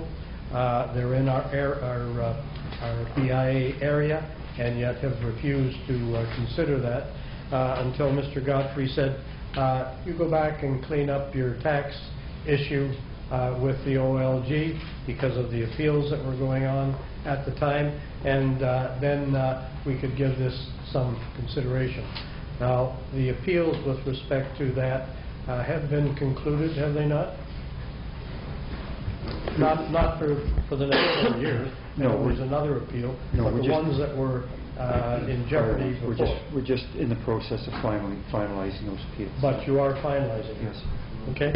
Mr. Beeman? I haven't had a chance to brief Mr. Counselor. We signed it as a settlement earlier today. Good time. Good time. Anyway, with respect to that, I'd like to have the council's support that now that the tax assessment issue has been finalized, that this council supports the Fallsview BIA in their request to be considered for funding as Windsor through the BIA to the tune similar to Windsor. Retroactive to 2004? Well, I'm not that optimistic. That'd be nice. But, you know, if we could ever pull that off, that'd be wonderful for the marketing, for the fireworks, for the, they're paying $1 million a year in Falls View just to get the subsidy. Pardon me? Subsidy for the convention. For the convention center, yes, among other things. And that Anyway, amount, again, Councillor, was in Windsor, they're giving... $340,000 once at a time, yes. Wow. Yeah. Anyway, that's all moved. That'd be wonderful if we had council support. Okay, we've got a motion by Councillor Thompson, seconded by Councillor Wing. And did you want to speak to that, Councillor? And could I just say, could we respond to Mr. Zappatelli? Yeah. We appreciate It's a great letter. concerns, and that you've had the same problem. Yep, definitely we will. Yes, the non-payment of any BIA levy to the BIA really caught my attention as well, and I thought, how can this be so? It was my understanding that the levy is automatically applied to any commercial properties within a BIA area, and I didn't think it was optional at all. So how did this even happen? Because it's a government... Well, and yeah, through you, Mr. Mayor, it's a payment in lieu, so it's not like other rateable properties, so it's not included in that code. Okay, so we have a motion, seconded by Councillor Wing, moved by Councillor Thompson, that we ask OLG to start paying their... We support all of you's request to be considered to have them in the BIA as a paying member. The same as they are in Windsor. Yeah, sounds good. And do we ask for retroactivity, or do we? What's your thoughts, Councillor? If we could just pull this through, it would be great. Yeah. Just laugh at you. That's right. Okay. Yes, Councillor Gates. Well, you know, I read the letter as well, and I thought it was extremely well written. I think it's on the money. The casino hasn't been a good corporate citizen in this community for a long, long time, quite frankly. Let's call a spade a spade. The OLG originally came in Niagara Falls to create good-paying jobs, to give a boost to our tourist sector as we lost our industry right across the Niagara region. And all they've done in the last 10 years is, as we found out, they don't lay anybody off, they just walk you out the door. They haven't been a good corporate citizen, and quite frankly, with what's been in the paper, I thought the Review and Bullet Media have done a really good job on highlighting this issue on our taxes. The reality is that, and I think the Mayor Diodati hit it on the nail, there was always people that weren't supportive of the casino. I'll tell you, today you go into our community, and everywhere I go, whether it be at the Canuck game or whether it be at the supermarket, they're talking about this issue. And I'll tell you, there's not a lot of people in the city of Niagara Falls are happy with the fact that their assessment's going down in half when a lot of their homes are going up. It makes absolutely no sense. So I think the letter is well written, very timely. I certainly would support the motion. Okay. If there's no further discussion, we'll call the vote. All those in favor? And that's unanimous. Chairman? Yeah, any other new business? Okay, Councillor Gates, anyone else have new business? Yeah, just maybe somebody can tell me. It's my understanding that ATM machine at the Gale Center is going in. Can somebody explain that? I know better. Yes, yes it is. There was a report in the last council meeting. No, I got that. There's more to it. That we went through a tender process. And well, I guess that's what I'm going to ask a question, because I know it was brought up last, but I didn't realize this. Who did the ATM machine go to? Who did we give it to? Touch Cash. Okay, and I guess my concern is I've been raising this again for a couple years around using credit unions. And here's another example where, you know, you might have tendered it out, but I think the bigger picture is that we had a credit union that gave us $100,000 for the Gale Center, and also people from the credit unions have been selling the seats, they've been volunteering, and I believe that we go out of town to do that. I don't think that, you know, I think you have to look at the bigger picture on the tendering process. As we go to good corporate citizens, we're talking about bad corporate citizens, but good corporate citizens in the Niagara Falls that supported a new arena, that supported our community. I continue to say that every dollar goes in a credit union, $4 goes back to the community, and I think this is an example that maybe on a go-forward basis we take a serious look at who's really supporting the community, not somebody coming and taking money out of it. Well, staff, maybe, Mr. Todd, did you want to address the... Certainly, we can, on a go-forward basis, we'll take a look at it.